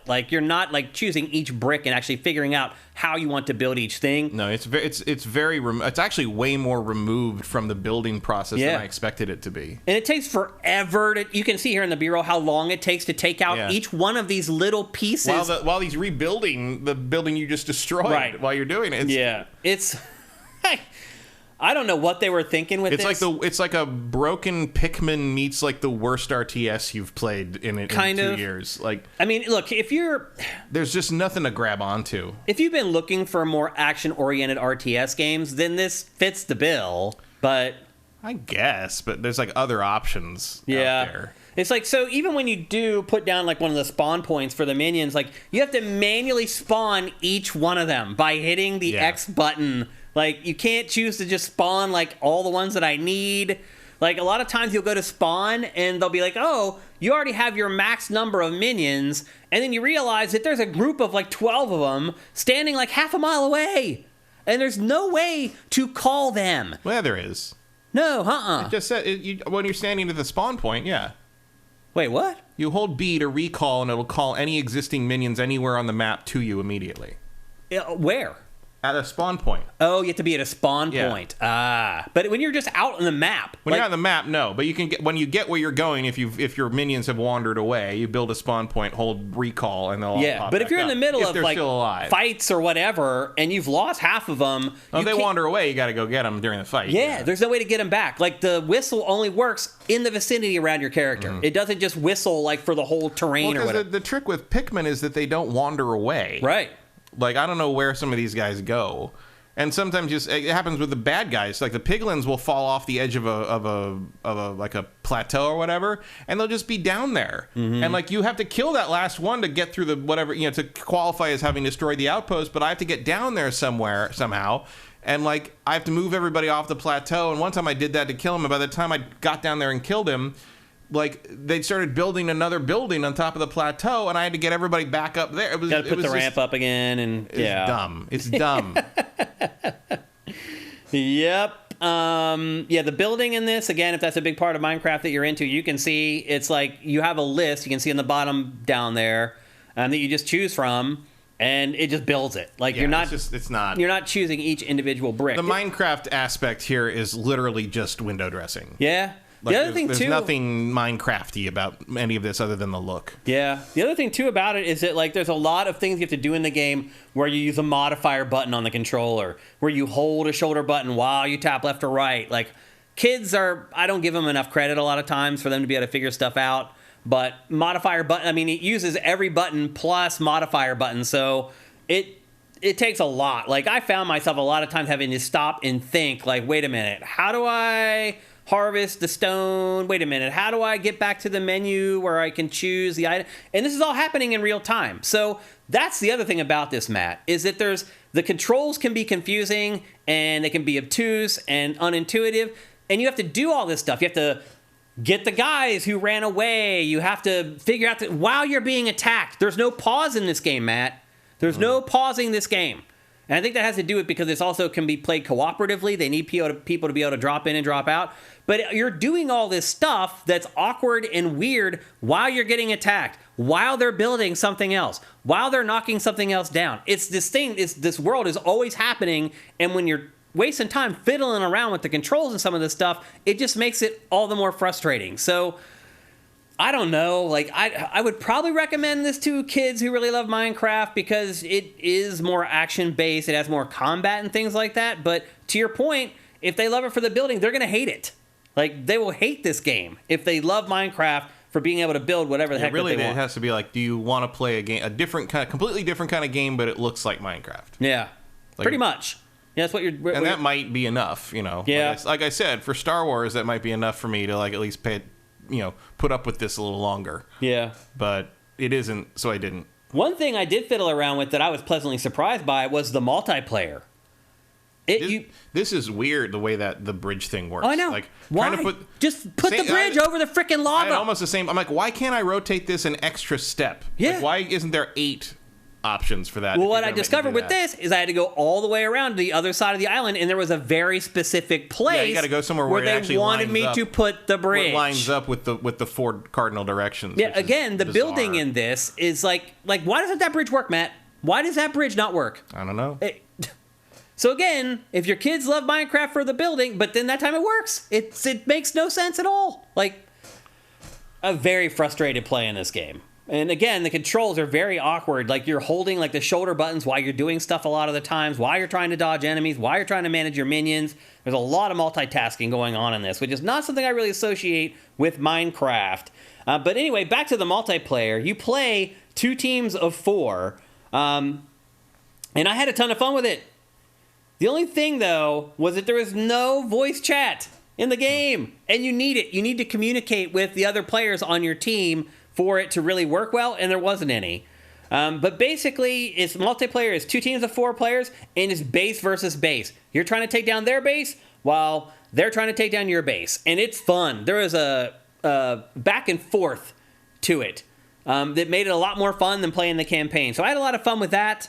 I guess the one thing I would say, too, is that it is tuned for younger audiences. It's not that difficult, even with the control. And I do wonder if they nerf this game because of all the other problems. They're like, oh, we can't make this game very challenging because they're going to be challenged just trying to multitask and do all the stuff we're asking them to do all at the same time. I guess really what I would say most is that this game is perfect for Game Pass. It is a game that I would never, ever recommend if somebody spend money on, and myself, I would never spend money on, but it is kind of an idea that isn't overdone in the games industry, and sometimes it's refreshing to play those types of games, which I think in a big part is what Game Pass is all about. Trying stuff that maybe you normally would be outside of your comfort zone and things that you didn't think that you would like because there's no risk. So in that way, it is a good Game Pass game, but as far as buying this, and it does cost, I believe, $40 if you buy it. I think so, yeah. Because this is also available for, as you can see in the lower third there, it's also available for PC, PlayStation 4, PlayStation 5, both Xboxes, and Switch. So most people who will be playing this game will have to buy the game. And it's $45 at GameStop. No. Do not spend $45 on this game. Slap that on the box. No. Don't do it. And again, Pikmin's not that far away at this point, and I don't need to play games like this all that often, and I felt like I almost kind of ruined Pikmin 4 for myself having spent time with this game. But I think more likely I'll play Pikmin 4 and I'll realize even more all the shortcomings of Minecraft Legends. Yeah, this is...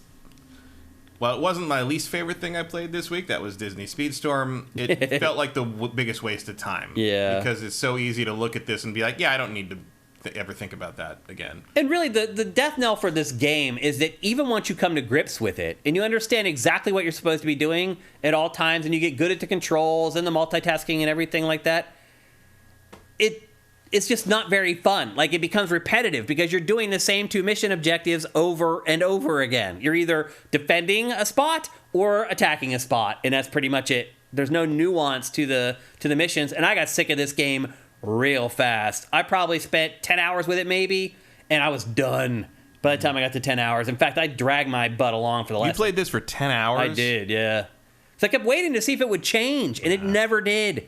No, I didn't. I played past the tutorial a little bit past that, and I was like, oh, I'm good. I legitimately played this, yeah. No, I played for like an hour and a half. I played a lot more. That was more than enough. Yeah. Well, you're right. An hour and a half. Here's the thing.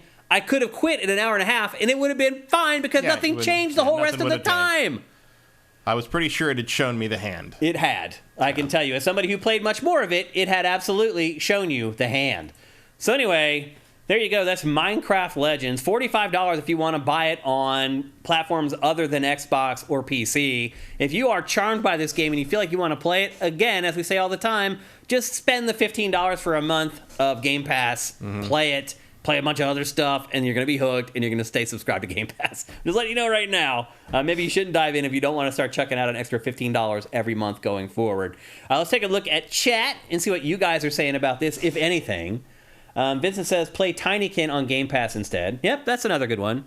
Truth316, thank you for Twitch Prime. That's awesome. Sold less than Dead Island 2. And that's a good point. Yeah, I'm kind of surprised by that. I really thought this game was going to sell, and I think it still might sell. Some of the reviews are pretty kind to it. I was kind of surprised at how generous some of the reviews were. I mean, it's not for us. Swanland says, my 12-year-old nephew loves Minecraft Dungeons. He'll probably love this. He probably will. Minecraft Dungeons is a better game than this, so... Yeah, it is. It's a much better translation of, I agree. of the license, the IP, to another genre. Yep.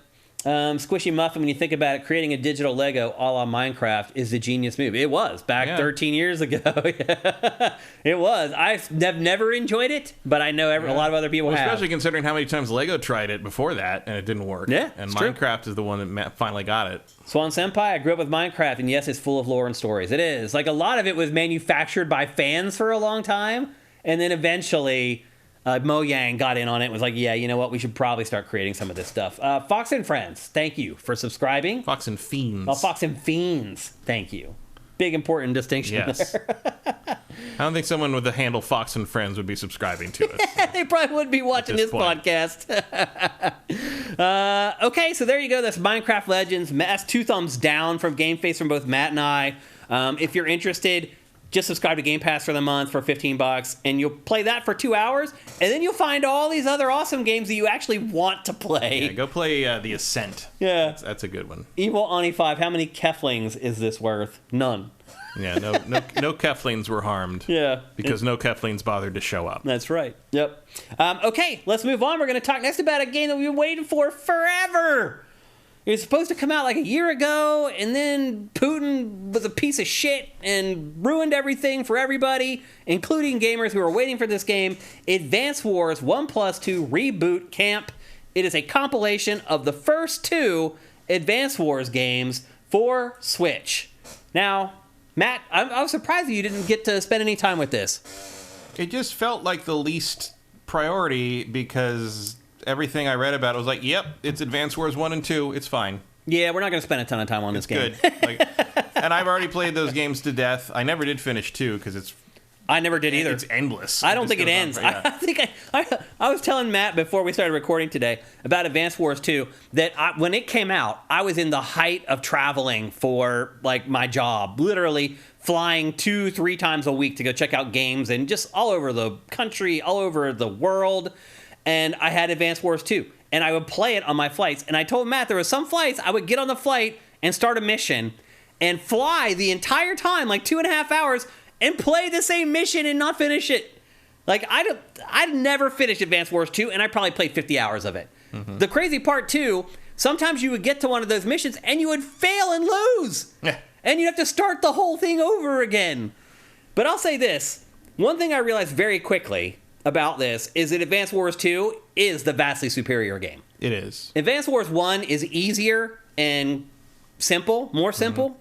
Advance Wars 2 is more complicated, but everything else about it is better. No, 2 is where they hit the stride. Yep. 1 is good. 1 is like a fine intro and doesn't last forever. And and once you've gotten through 1, you'll have a solid foundation for what they expand on in 2, and good luck to you. Yep. Because 2 is long and difficult. It is. It takes a long time.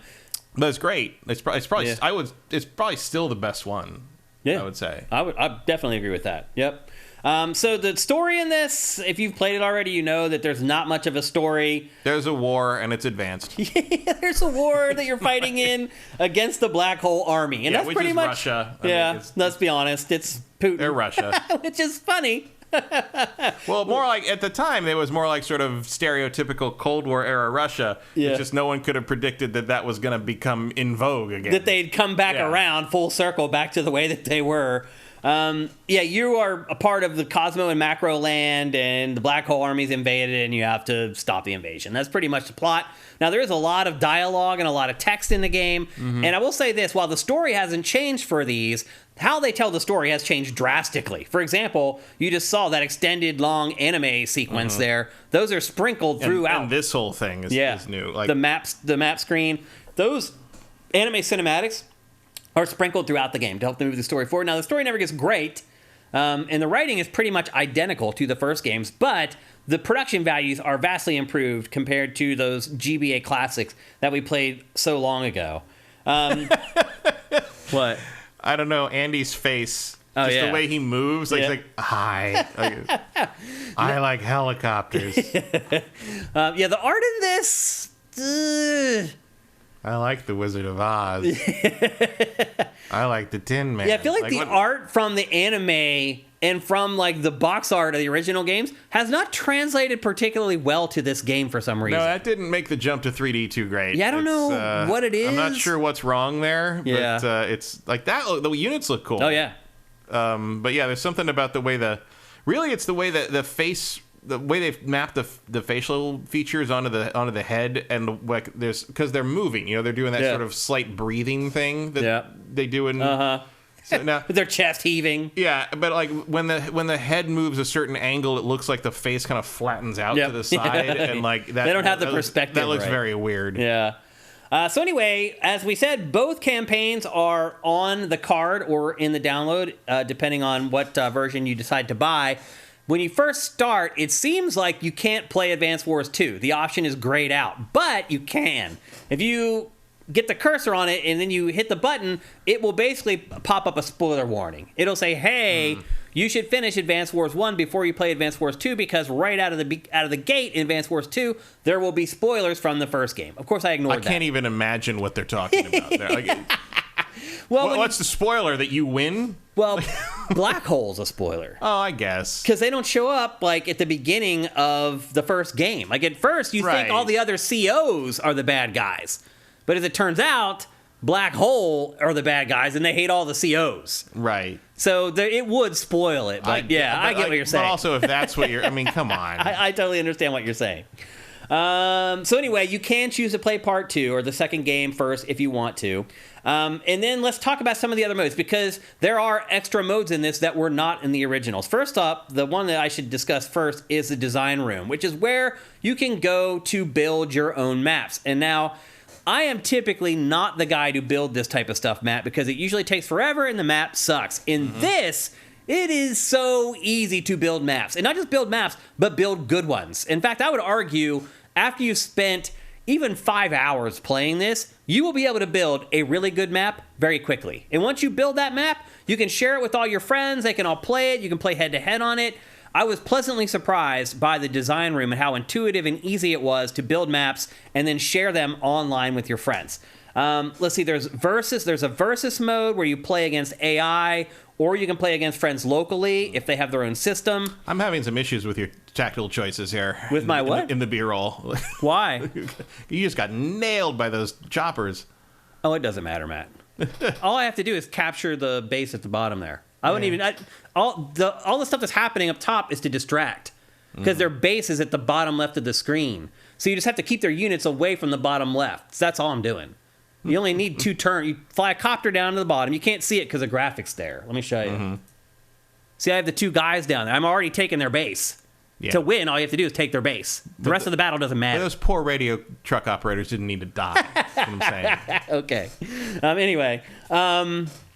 So other modes, there's the campaign, as you know, for both of the games, and then there's a war room where you battle against the CPU COs in very specific match conditions on very specific maps.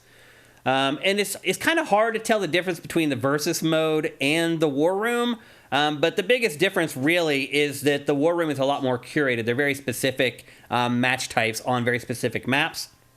And then there is Hachi's Shop. So after you finish, and you're seeing perfect timing with the B-roll, as you finish, you're awarded credits depending on how well you played, and you then use those credits to buy stuff in Hachi's Shop. And Hachi's Shop they're mostly just like frivolous crap, like soundtrack songs and things like that, like little art pieces and stuff like that end up going into the gallery. And then there's inside the gallery, there's music, collectibles, and cinematics, and all that stuff unlocks as you play. And then there is online head-to-head play in this. However, you can only play against people on your friends list. You cannot matchmake in this at all and play random people, which when there is no way to send salacious messages, there's no voice chat, there's no excuse to not have matchmaking, Matt. None. That's Nintendo. That is... But why do they have matchmaking in some games but not others? I don't know. You would assume it's like, okay, we've targeted this game as more for kids, so let's make it safer. But that doesn't add up when you look across their library. I have no idea why. It's a huge oversight, and it's just going to keep people from playing the game online. I would not be surprised if eventually Nintendo decides, you know what? Okay, we need to just have matchmaking in this. There's no precedent for that. This game is never getting an update. You don't think? No. They'll maybe put out another collection of Dual Strike and whatever the other one was. Yeah. You don't think they'll update this at all? There was another DS one, right? I believe so. Because Dual Strike was the first DS one back when everything had to be named DS. DS, yeah. Okay, I want to say there was another one, but I can't remember. Yeah, I can't remember either. Someone in chat maybe will. It's still on 1.0, so it's the same code Vincent is saying. Yeah. I mean, it's still early. It's only been out now for what, like 5 days, 4 days or something like that? Days of Ruin, that was the other one. Yeah, there you go. So anyway, there's a lot of modes and options that were not in the original games. Beer mileage will vary on those. I found most of them to be kind of frivolous. I just found myself mostly playing the campaign. As you've probably figured out by now, it is a turn-based strategy RPG using militaristic equipment and machines and vehicles. There's a lot of nuance to the game, however. For example, terrain makes a big difference. That's not out of the ordinary for a strategy RPG, but those little mountains that you see, that means that you have the height advantage. So if you go head-to-head with another unit, you're going to take out more of theirs than you do theirs. There's so many units. You're not going to see a lot of them in this B-roll because it's only from the first few hours of the game. But eventually, you get a lot more of flying ships and boats and all this other stuff that's not in this B-roll. And there's a nuance to using all of those. There's carriers and, loading up your troops into the carriers, and the carriers can move a lot more quickly. So there's a lot of strategy and figuring out how to move your guys around. And then the other thing, too, is that I like about Advance Wars, Matt, is the 2 win conditions. So there's 2 ways that you can win. You can wipe out the entire other army, the other team, or you can just capture their base. And the capture the base thing really opens up a lot of different strategies. You get burned by it, too. Because sometimes you can be like, all right, I'm just going to rush for their base and try to capture their base, and you can get wiped out, and you have to start all over, and you've wasted like an hour of your life. But I like that there's different win conditions, and there's different strategies too. Like one of the most common strategies in Advanced Wars is putting a really tough tank unit. This is a game where actually the tank is a freaking tank at the crossroads of a road, and it creates a choke point, and that is probably the most important strategy in Advanced Wars, period. Is creating choke points on the roads so the enemy's vehicles can't make it to your end of the map. And that holds true in this as well. In fact, all the strategies that you have employed in the OG Advance Wars game still work in this. This is basically like a map-for-map recreation. They really don't change much about it at all. Even all the tutorials and the training are pretty much identical to the original game. So terrain is important. There's fog of war eventually in the maps where you need get recon units. And you send those out to show portions of the map. A lot of times you end up having unpleasant surprises when that happens. There, for example, you couldn't see that boat was in the water right off the shore until I put my infantry right on the beach, and then he appears. There's a lot of strategy involved in that as well. Because what I'm realizing, Matt, is a lot of people who are watching this right now never played Advance Wars. Mm-hmm. They haven't. Like, these games are so old. Yeah, it wasn't a huge thing. And I mean, these were like I want to say the 5th or 6th entries in the franchise. Mm-hmm. They're just the first ones that came west. Yeah. Because like the others were on Famicom, Super Famicom, they were Game Boy ones. They've been around forever. Yep. A venerable old Nintendo franchise. Yeah. Another angle, I mentioned them earlier, are the COs, and they're the commanding officers, and they all have specials. So the female that you've been seeing through most of the B-roll, her special is basically just give a buff to all of your units. The one guy, Olaf or whatever, he rains down a blizzard on your army and coats the whole map in snow, which affects how your units move. It keeps them from being able to move as many spaces, etc. And then some of them are just like buffs. Some of the CO special abilities are the ability to heal. And you need to be strategic with those and use those at the right point in your turns. It's a strategy RPG, so there's a lot of strategy. And this game looks very simple, and it looks like it's made for kids, but nothing could be further from the truth. You get about halfway into Advance Wars 2, I'd like to watch a kid try to solve those, man, because there you really have to sit and think. Like, I remember there were some times in like Advance Wars 2 towards the end of the game where I would sit there and like wait like 10 minutes before I'd make a turn because there's so many things to consider. It definitely has a cute exterior that it would attract kids, and I would recommend if you do buy this for the kids in your family, make them play the first game first, because it is more simple and will kind of ingratiate them into the mechanics and the concepts behind it, and then all bets are off in Advance Wars 2. You can fast forward the battles, hitting Z right. That's a welcome feature. You don't have to sit and watch as cute as they are, and it's as much of an upgrade as the graphics now have because everything's polygonal. they still become monotonous after a couple hours. And so you can fast forward through all that stuff if you want to. You don't have to watch the combat play out. That's very much appreciated. As I said, as you play, you earn currency and you spend those, and you can use that for new maps and the other unlocks in Haichi's shop. New polygonal graphics, they look a lot better. They're a nice upgrade, but the game still chugs, Matt. There are moments where the frame rate dips in this. This game was built by Intelligent Systems, which does not have a great track record on Switch with its engine, and I was shocked to see that this game slowed down at a couple points. I was like, are you kidding me? There's like 100 polygons on screen right now. So the Intelligent Systems needs to get a new engine, or Nintendo needs to be like, bro, you can't use that engine anymore. Your next game, we're going to give you an engine to work on. And it could maybe delay that game, but I think the greater good of all its games looking and running better in the future is probably worth maybe delaying one game to get them working on a worthwhile engine, because it really is a joke.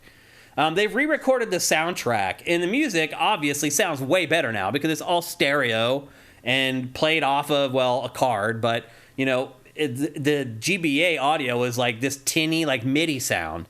So they've kept the same compositions, but they've just redone them with full orchestration. And I'll be honest with you, Matt, I like the old stuff, the old music better. It feels more, the snare drum that they use in that MIDI music is more militaristic. It gets me more into the tone of the game. These compositions, there's like a slow jazz song. Like I'm trying to like blow up an army and I'm listening to smooth jazz. I'm like, what the hell is this? Like, if Kenny G doesn't make you want to conquer something, I don't know what to tell you. And there's lots of music like that in this. There's like a banjo, like bluegrass song. I'm like, what the hell? Like, so they did redo all the music. There's voice acting in this now, tons and tons of it. And the voice actors aren't great. Still an upgrade over what we got from the original Advance Wars game. So visuals, audio, both improvements, caveats with both though. But most importantly, I guess what I would say is that like the value on this card is unheard of. Like, honestly, you could buy this game and it may be the last game you ever need to buy for your Switch 1. There's that much value on that card. Between the two games, like, again, I never even finished Advance Wars 2, and I spent almost 50 hours on it. I could not finish it. So these games have almost endless value between just the gigantic campaigns, the ability to play your friends online, the ability to build your own maps and then share them and then play those.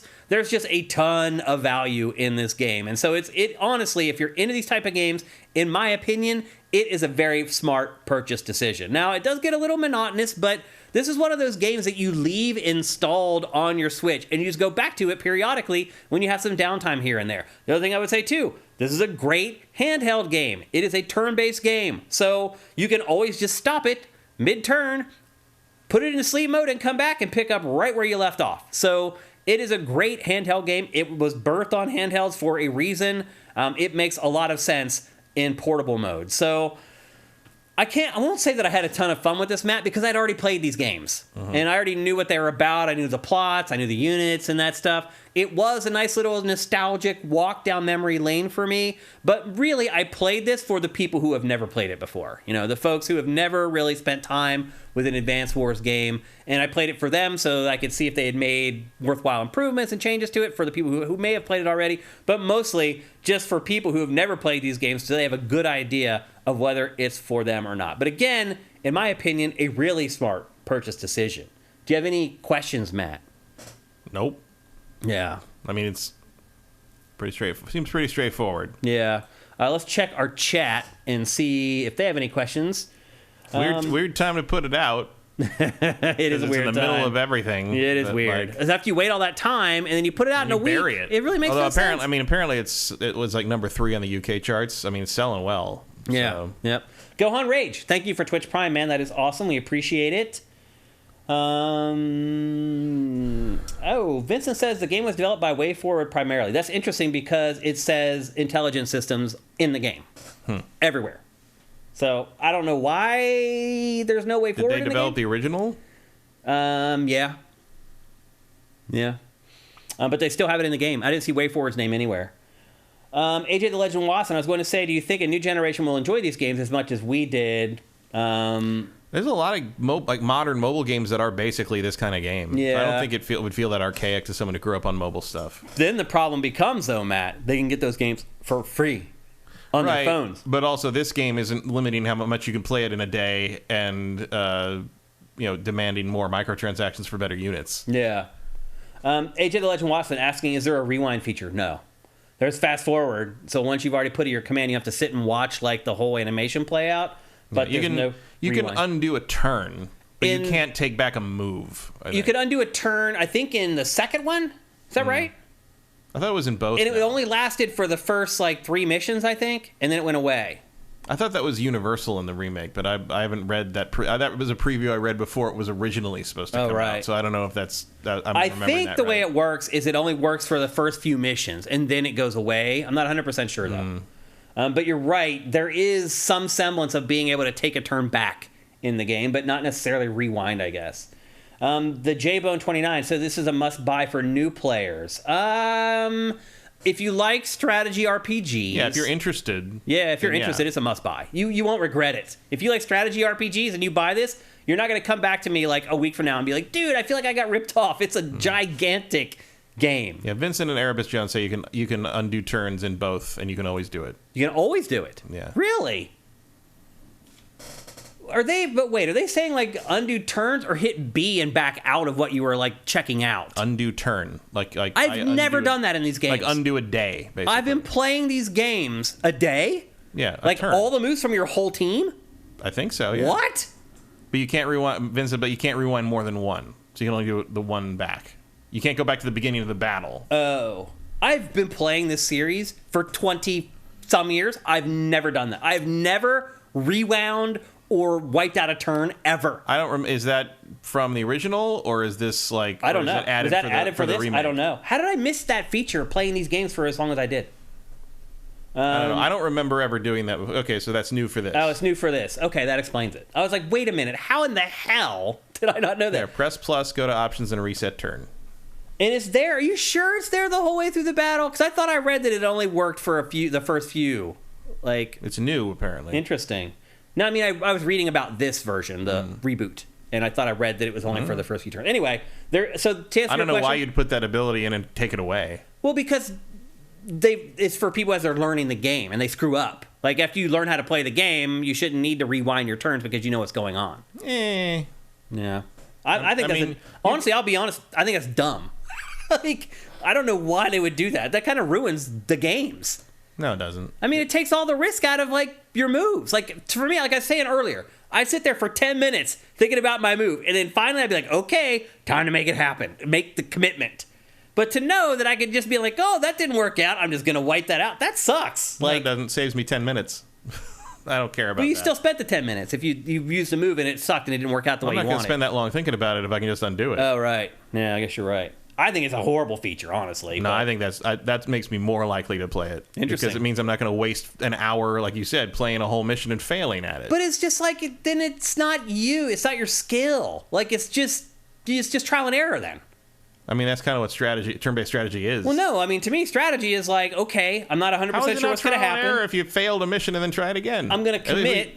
It's to me, it's like the Forza Rewind option. It just takes out the tension, which I also never use. But it just takes the tension out of the game. I use the Forza Rewind option constantly. I will never redo a race in Forza. I will always undo a big mistake. Yeah, I don't. Not if I touch the side or somebody passed. I'm like, no. Yeah, but if I completely fuck up, I am going to rewind for 10 seconds instead of redo a 10-minute race. That's I never did that. Not a question. But I don't think that that's a fair comparison either between these two games.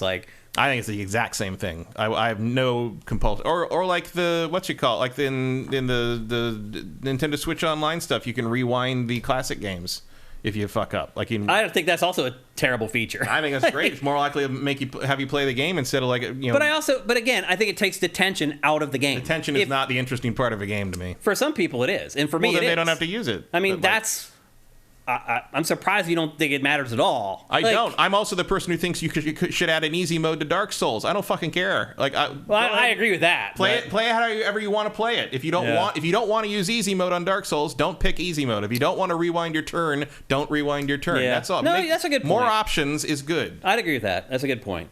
But it's once you know the option is there, it changes how you play the game. Well, that's not my problem. Yeah. Like, it becomes mine if yeah. somebody who doesn't want to play it that way. So anyway, yes, apparently there is a way to go back and redo your moves. When that your mileage will vary on that. So I'm glad. And again, I'm glad you guys are here because you fact check us and we don't have to come back next week and try to tell you something that you don't even remember that happened in the Okay, what's the casual mode?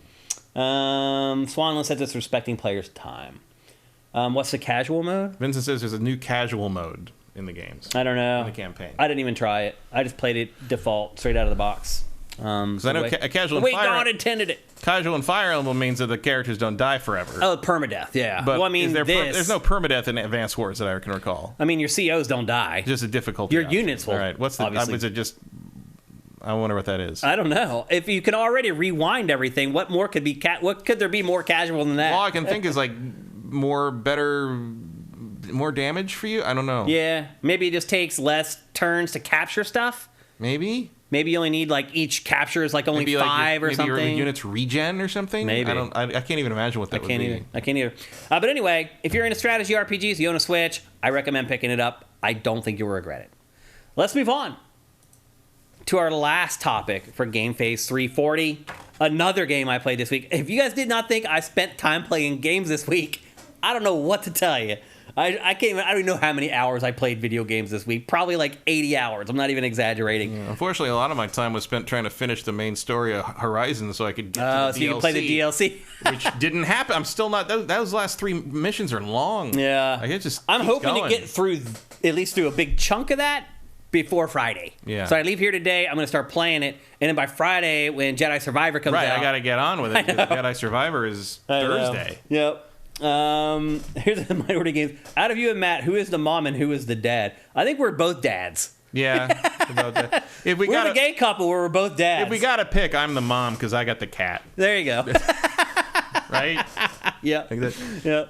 Yeah. So anyway, our last topic for today's show is a little game that I've been playing called Crash Team Rumble. There is a beta going on right now, and you can only get into the beta if you pre-ordered the game. And the first thing I'm going to say is it was really annoying covering this because it would literally take 10 minutes to get a match. Because again, the only people who are playing it are the press or people who pre-ordered the game. So my deduction would lead me to believe that not a lot of people have pre-ordered Crash Team Rumble. Crash Team Rumble is, I guess if I had to describe it in a sentence, is a cross between Smash Brothers and a MOBA set in the Crash Bandicoot universe. Wow, it's like you formulated the exact sentence to make me leave a building. Well, I remember when this was first debuted and we just ran the trailer or whatever, you were incredulous about how much you were just tasteful. You thought it was distasteful. The one positive thing I will say about this game is I think this is the best design for Crash himself I've ever seen. He's the one of the first times I think I've ever seen Crash Bandicoot and not wanted to punch the screen. Because I hate Crash Bandicoot. And I hate what he looks like, and I hate those games, and I hate everything involved in I'm not really a fan of his either. I have always hated those games and that character, and I don't know why he doesn't have. He's just a head with feet. Like I don't know what the. But I think he actually looks. I think this is a pretty good design for him. Other than that, I never would have pre-ordered this. I never would have guessed that, AJ, that you're Swanland, that you wouldn't pre-order this. Who would pre-order this? Let's be honest. Like even people who are interested in this, you better secure your copy of Crash Team Rumble. Because on launch day, you don't want to go without. You want to be left empty-handed.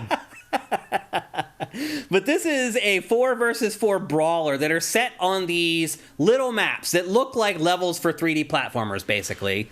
And you have a base on each end of the map. And generally, the maps are pretty asymmetrical. Like, they don't get too funky. There's only 3 maps in the beta, but all 3 of them were pretty much the same on each end. And on each side, you have your base. And the objective is you go out into this level, this world, and you collect Woomba. Is it Woomba? Woompa? I don't care. Woompa. You collect Woompa fruit, and then you go back and you cash them in. There's a little pad that you stand on by your base. You can see it right there. And once you've collected some of the Woompa fruit, you go back there, and it will bank those for your team. And the objective is to be the first team to get to 2,000 points. It seems This doesn't seem to run very well. This might be a render issue because it seemed to run fine for me when I played. It might be a VSync thing because it looks really choppy. Yeah, it's not choppy when you play it. Okay. If it were, that would be a travesty. Yeah, I wouldn't even know where to begin on that. Like, are you playing this on an iPhone? Like, what's going on? So anyway, you gain the Wumpa Fruit by destroying crates, attacking the other team, using power-ups. There's on-map hazards and objects that you can use, and also just by platforming and just finding them. There's 5 playable characters in the beta. There's Crash, there's Tawna, Coco, Dr. Cortex, and Dingo Dial. And there's 3 different classes. You made all of those characters up. Those aren't real things. They are real. There's 3 different classes. Crash and Tawna are the scorers. They're the ones who basically get the fruit and then run back to the base and cash them in. This is the game? What'd you say? Like, this is the game we're watching. Like, Yeah. you're actually playing against another... Okay. Why? Nothing's happening. You're just running around picking shit up. I didn't even realize there were enemies that weren't on your side until like there's 4 players on the ago. other team that are doing the same thing that we're doing, going out and trying to get the fruit and then taking it back to the base to cash them in, basically. Okay. But there's all kinds of nuance to it. So you see those smaller pads there. You can collect those blue keys. You see the one back there floating? Mm-hmm. If you collect those and you turn those in on those smaller pads, they give you like special power-ups. Like the special power-up on this map is a beach ball that you turn into that you can use to like roll over enemies or to get to the other side of the map real quickly and like, or get back to your cash-in point to cash in the Wumba Fruit back at your base. I know watching this game looks really simple and stupid. It's not. Like, I guess I should have said this from the top. I actually kind of like this game. I had fun playing this game, believe it or not. There's a lot of nuance to the game once you get it good at it. Now, this is the first match I ever played, what you're seeing here. Mm-hmm. The next 2 matches, you'll start to see a lot more of the features as I start to learn how to use them, and the other teams that I'm playing against are better at the game. How have they not won yet? They've been... You have to have 2,000. We're only at 900 or whatever right now. It says nearing defeat. Oh, maybe it's 1,000. They've been 8 fruit away from winning for like a minute and a half. Like, what's happening? And they just won't cash them in. Or our teammate is over there stopping them. Because that's the other thing. So there's 3 classes, as I was saying earlier. There's the beach ball, that I was saying, victory. There's 3 classes. There's the scorers, which is Crash and Tawna. Coco and Dr. Cortex are the people who work on the modifier. So... did you see those pads that you could jump on that would light up? Yeah. If you light up all of those, it creates a multiplier. So you work in concert. One of your teammates is on those pads, lighting up all those pads, just before you're about to cash in the Wumpa Fruit. Because if you light up all those pads, that gives you a 2x multiplier. So when you go to cash in that fruit, maybe you have 78 fruits, now you have 156 or whatever. So... It's important to work as a team. Now, again, you collect the relics. That gives you the power-ups. Those can turn the tide of a match. Now, the 3rd class is a heavy. And there's only one in the beta, and that was the Crocodile dude, or whatever the hell his name was, Dingo Dial. He's the heavy guy. Now, what you do with him is he either parks by your base or the other team's base and either wipes them out as they come in and try to cash in their Wumba Fruit, or keep them from trying to kill people as you're trying to cash in the Wumba Fruit. Each character also has a special attack. The one that I use the most often, because I love turrets, is like a snapping, or is a plant that is a turret that can fire. I think there was 3 or 4 other ones that I saw throughout the course of the game. Dingo Dial has like a vacuum that he can use to suck up enemies. Tawna has like a grapple hook that she can use. So each of the characters have like their own abilities as well. I guess what I really liked about it was there's a lot of different strategies that you can use to win the game. You can just go full bore, whole team goes to the other side, wipes them out, collects all the Wumpa Fruit on the way back, and cashes them all in. You can be more strategic, you can camp out. I found that there was actually a lot of strategy to the game. I was pleasantly surprised by it. Each stage also has gimmicks that are unlocked using the relics, as I said, the beach ball. There's also a big ship that will fly into the bay. You can also summon Uka Uka, and he will cast like a huge damage spell that covers the whole island, but it doesn't hurt your team. There's all kinds of little nuances to the game that make it more fun and more strategic than you might expect. As I said, the stages are mostly asymmetrical and follow traditional platformer themes like a snow level, desert, and the island that you're seeing right now. And then the islands in general are pretty small, or the maps in general are pretty small, because it encourages confrontation. Like, you said that first one, like, there wasn't a lot going on, but these next 2 matches, like, it's pretty much just constant back and forth and fights and brawls and using your special weapons and using your classes really, really clever. I think the first match, it may have even been bots I was playing against. I don't know. A lot of games do that. They don't tell you that you're playing against bots, but you are. These other ones here, like this is where you start to get into the actual strategy. I started playing as people who had been playing it since it launched and were like way higher levels than me. And that's the thing. This game, you would think it's a free-to-play game, but it's not. This game is going to cost real money when it comes out. It's going to cost $40, and it should be a free-to-play game because there is like a battle pass that's just excruciatingly slow to unlock things. And again, in this beta, there was only 5 playable characters and 3 maps, and they're keeping it small because this is early access or whatever. And I do wonder, what some of the extra content's going to be, what some of the extra characters will play like. But I was pleasantly surprised by this, and the more I played it, the more I started to understand it, the better I got at it, the more I started to understand what the other team was trying to do. And I had fun with it, but I would never pay for this. The whole structure of the game, this is all it is. There's no single-player mode to this at all. You're right. So you're right that this is going to 2000, so that first one must have been some kind of tutorial. Yeah, thing. It must have been like a bot match or something. Yeah. Disney Speedstorm goes the other way, and the offline matches, all the players are named like fake online handles. Oh. Like it's like Aki whatever 88 and shit. I'm just like, are those players? Because you all suck. Yeah. It's like I don't think so. Like because I can pause it. So like, yeah, it's weird how games do that when they're teaching you. Like it's either they don't tell you or they try to trick you. But you can see here, their heavy is hanging out at our base, harassing me, trying to keep me from cash. See, I'm trying to cash in my Wumpa fruit, and he's like, no, you're not gonna. He has a vacuum he's trying to suck me up with. And where's my teammates to distract? Like this whole time, I'm like, where's my teammates? Help! I need to cash in this Wumpa fruit. He won't leave me alone. And eventually, he gets me to jump. I don't know. I had fun with this, Matt. Did I have $40 worth of fun? Nope. I definitely did not. But more fun than I thought I was going to have. Like, when I reached out for a code for this from Activision, I was like, maybe I'll get around to it or whatever.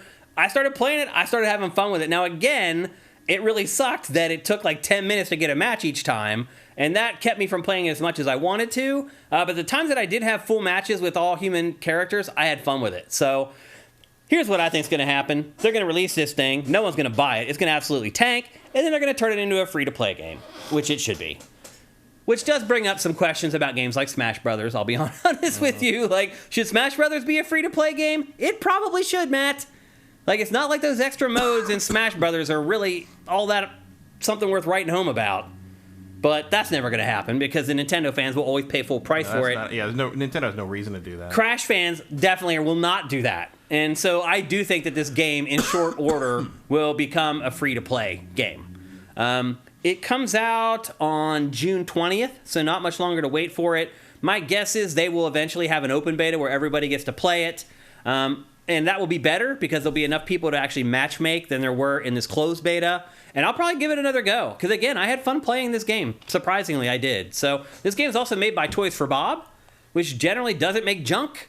And that encouraged me as I started playing it. I was like, okay, Toys for Bob made this. I'm going to give this a fair chance. I'm going to try to go in without any preconceived notions. And I know it's hard because you watch this B-roll and you're like, this just seems like a disaster, a mess.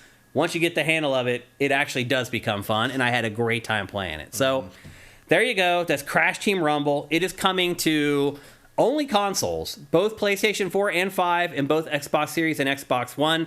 Not coming to Switch as of right now, which is a little weird. But my guess is they'll fix that. It'll eventually be released for Switch. But at launch on June 20th, only for both PlayStations and both Xboxes. Excited to play that, Matt? Very excited to never play That's what I thought your response would be. Okay, it's time for everybody's favorite.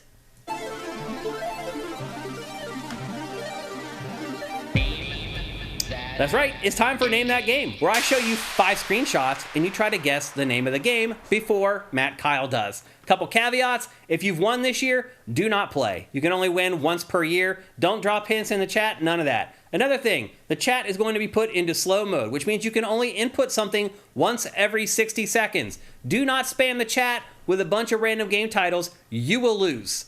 The winner gets a free game, a PC game with a Steam code. If you have no interest in playing a PC game, and you have no one that you want to give a PC game to, please don't play. Let somebody win the code that actually wants to play to win the game and play the game. And that's pretty much it. It's very simple. We got 5 screenshots. They're obtuse to start. They become more obvious as we go. That's Name That Game. Okay, everybody ready? Let me get my sound effects up here. And here we go. Sure is grass. Yep. Hey, someone's going to get it from this. You watch. Probably. It's impossible to outsmart you guys at this point. You're too good. Swan Senpai says the only good game on today's show. Far Cry 2, no. El Guapo got it. Actually, everybody got it. Like 5 people got it. Well, It's Red Dead Redemption 2. Wait, El Guapo, didn't he just win last week? I thought he won this year already. It's Red Dead Redemption 2. I mean, it's crazy you can just show someone grass and they know exactly what it is immediately. Yeah. Well, Eric Cartmenez, he beat you by like a split second. His message went up and then yours immediately flashed underneath. I wish I could give you guys both because you both kind of tied. El Guapo, didn't you just win? I thought you won already this year. He's not replying. Oh, because he's on slow mode. That's funny. Swan Senpai, I thought it was PS2 era. He's not. I guess he still has to wait for the minute. I thought for sure he had won already. Still, though, he did actually win it, so he gets the applause. This is where Video Games won last week. Yeah, but I thought El Guapo had already won ever. Okay, great. Awesome. Congratulations. And not only did you win, you won on the very first image, which is crazy. I don't know how you guys do it. Like, maybe, what was it about the grass that tipped you off? If you played Red Dead for like 100 hours, you're going to know what the ground looks like. You didn't. But I haven't played that game that long. Oh, I thought you had. I'm like 30 hours. I mean, Matt, after a while. I played it for like 70 hours. I would have never guessed that was Red Dead Redemption 2. There's certain games the ground texture. I mean, I generally know what the ground looks like in any Skyrim shot or things like that. Yeah. You know, there's just things that stick in your head. It's really insane. A lot of times, I play that guess the game thing. Sometimes I know it just because I recognize that's what this one engine looks like. Yeah. And like I know that that's a PS2 game or whatever, and I guess which PS2 game has like that architecture. Well, the other weird thing about this shot in particular is that this is zoomed in hardcore. Mm-hmm. So it doesn't even really look like Red Dead Redemption 2 all that much, and it's still, the ping was there in his brain to tell him what it was. It's really amazing. Here's the second one. El Guapo says it just looked like a Western shot. And that is what scrubgrass looks like in the desert. I guess. There. Like that's Here was the second one. And if you look in the top left there's like a little wagon. Mm-hmm. And I thought someone might see that and I might tip them off. Here's the third image. If you look very close, there are horses' hooves there. Yep. This is all the stuff I think about, and none of it matters, Matt. Nope. I do this every week, and none of it matters. And then here's the fourth one. There you can actually see the horse's hooves there on the top left. You can see all 4 of the horse's legs. And then here's the last one. And if you wouldn't get it from that, then you ain't getting it. Because that actually just shows him on his horse with his bag, which everybody should have recognized. So, once again, great job, El Guapo. You're here every week. I love seeing people like you win Name That Game. You're the people that we do it for, the people who support us. We hope that the people that support us end up winning and getting the free game. So anyway, send me a DM on Twitter at Dinfire. You can send Sifted a DM on Twitter at Sifted Games. You can send me a DM on Sifted at Shane. You can send us a direct message here on Twitch. Any of those work, and we'll get your code out to you. Once again, congratulations, El Guapo. Good to see you win. Erebus Jones is right. The last picture should have just been the horse balls. Yeah, I couldn't find a screenshot of the horse balls. That's the only game that could be at that point. Yep. Unfortunately, we've run out of time, so we can't do any Q&A today. But before we go, a couple reminders. First of all, please help us if you can. Head to patreon.com/sifted. That's SIFTD without the E.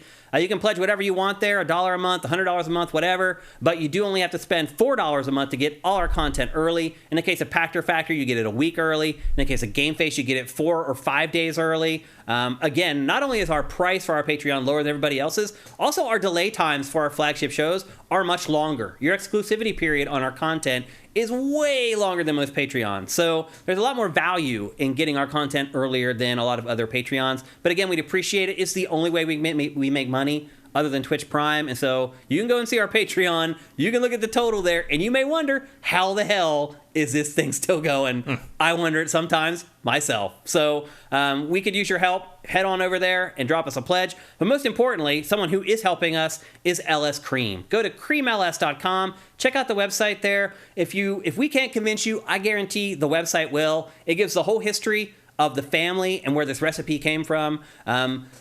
I'll say this, every time we watch that ad, I get thirsty because those drinks look absolutely delicious, and you can make those drinks yourself. So support LS Cream, creamls.com. They are good people. They are sifters. They are gamers, and they are supporting us, and that should be all you need to hear. Anything you want to say before we get up out of here, Matt Kyle? Nightwing 3060 is correct. We are cheaper than Twitter. Yeah, we're half price of Twitter. This is the other thing I would like to say, actually. If you're like us and you are becoming increasingly disgusted with Twitter and all the stuff that's happening there, come to Sifted. I built Sifted because I hated Twitter.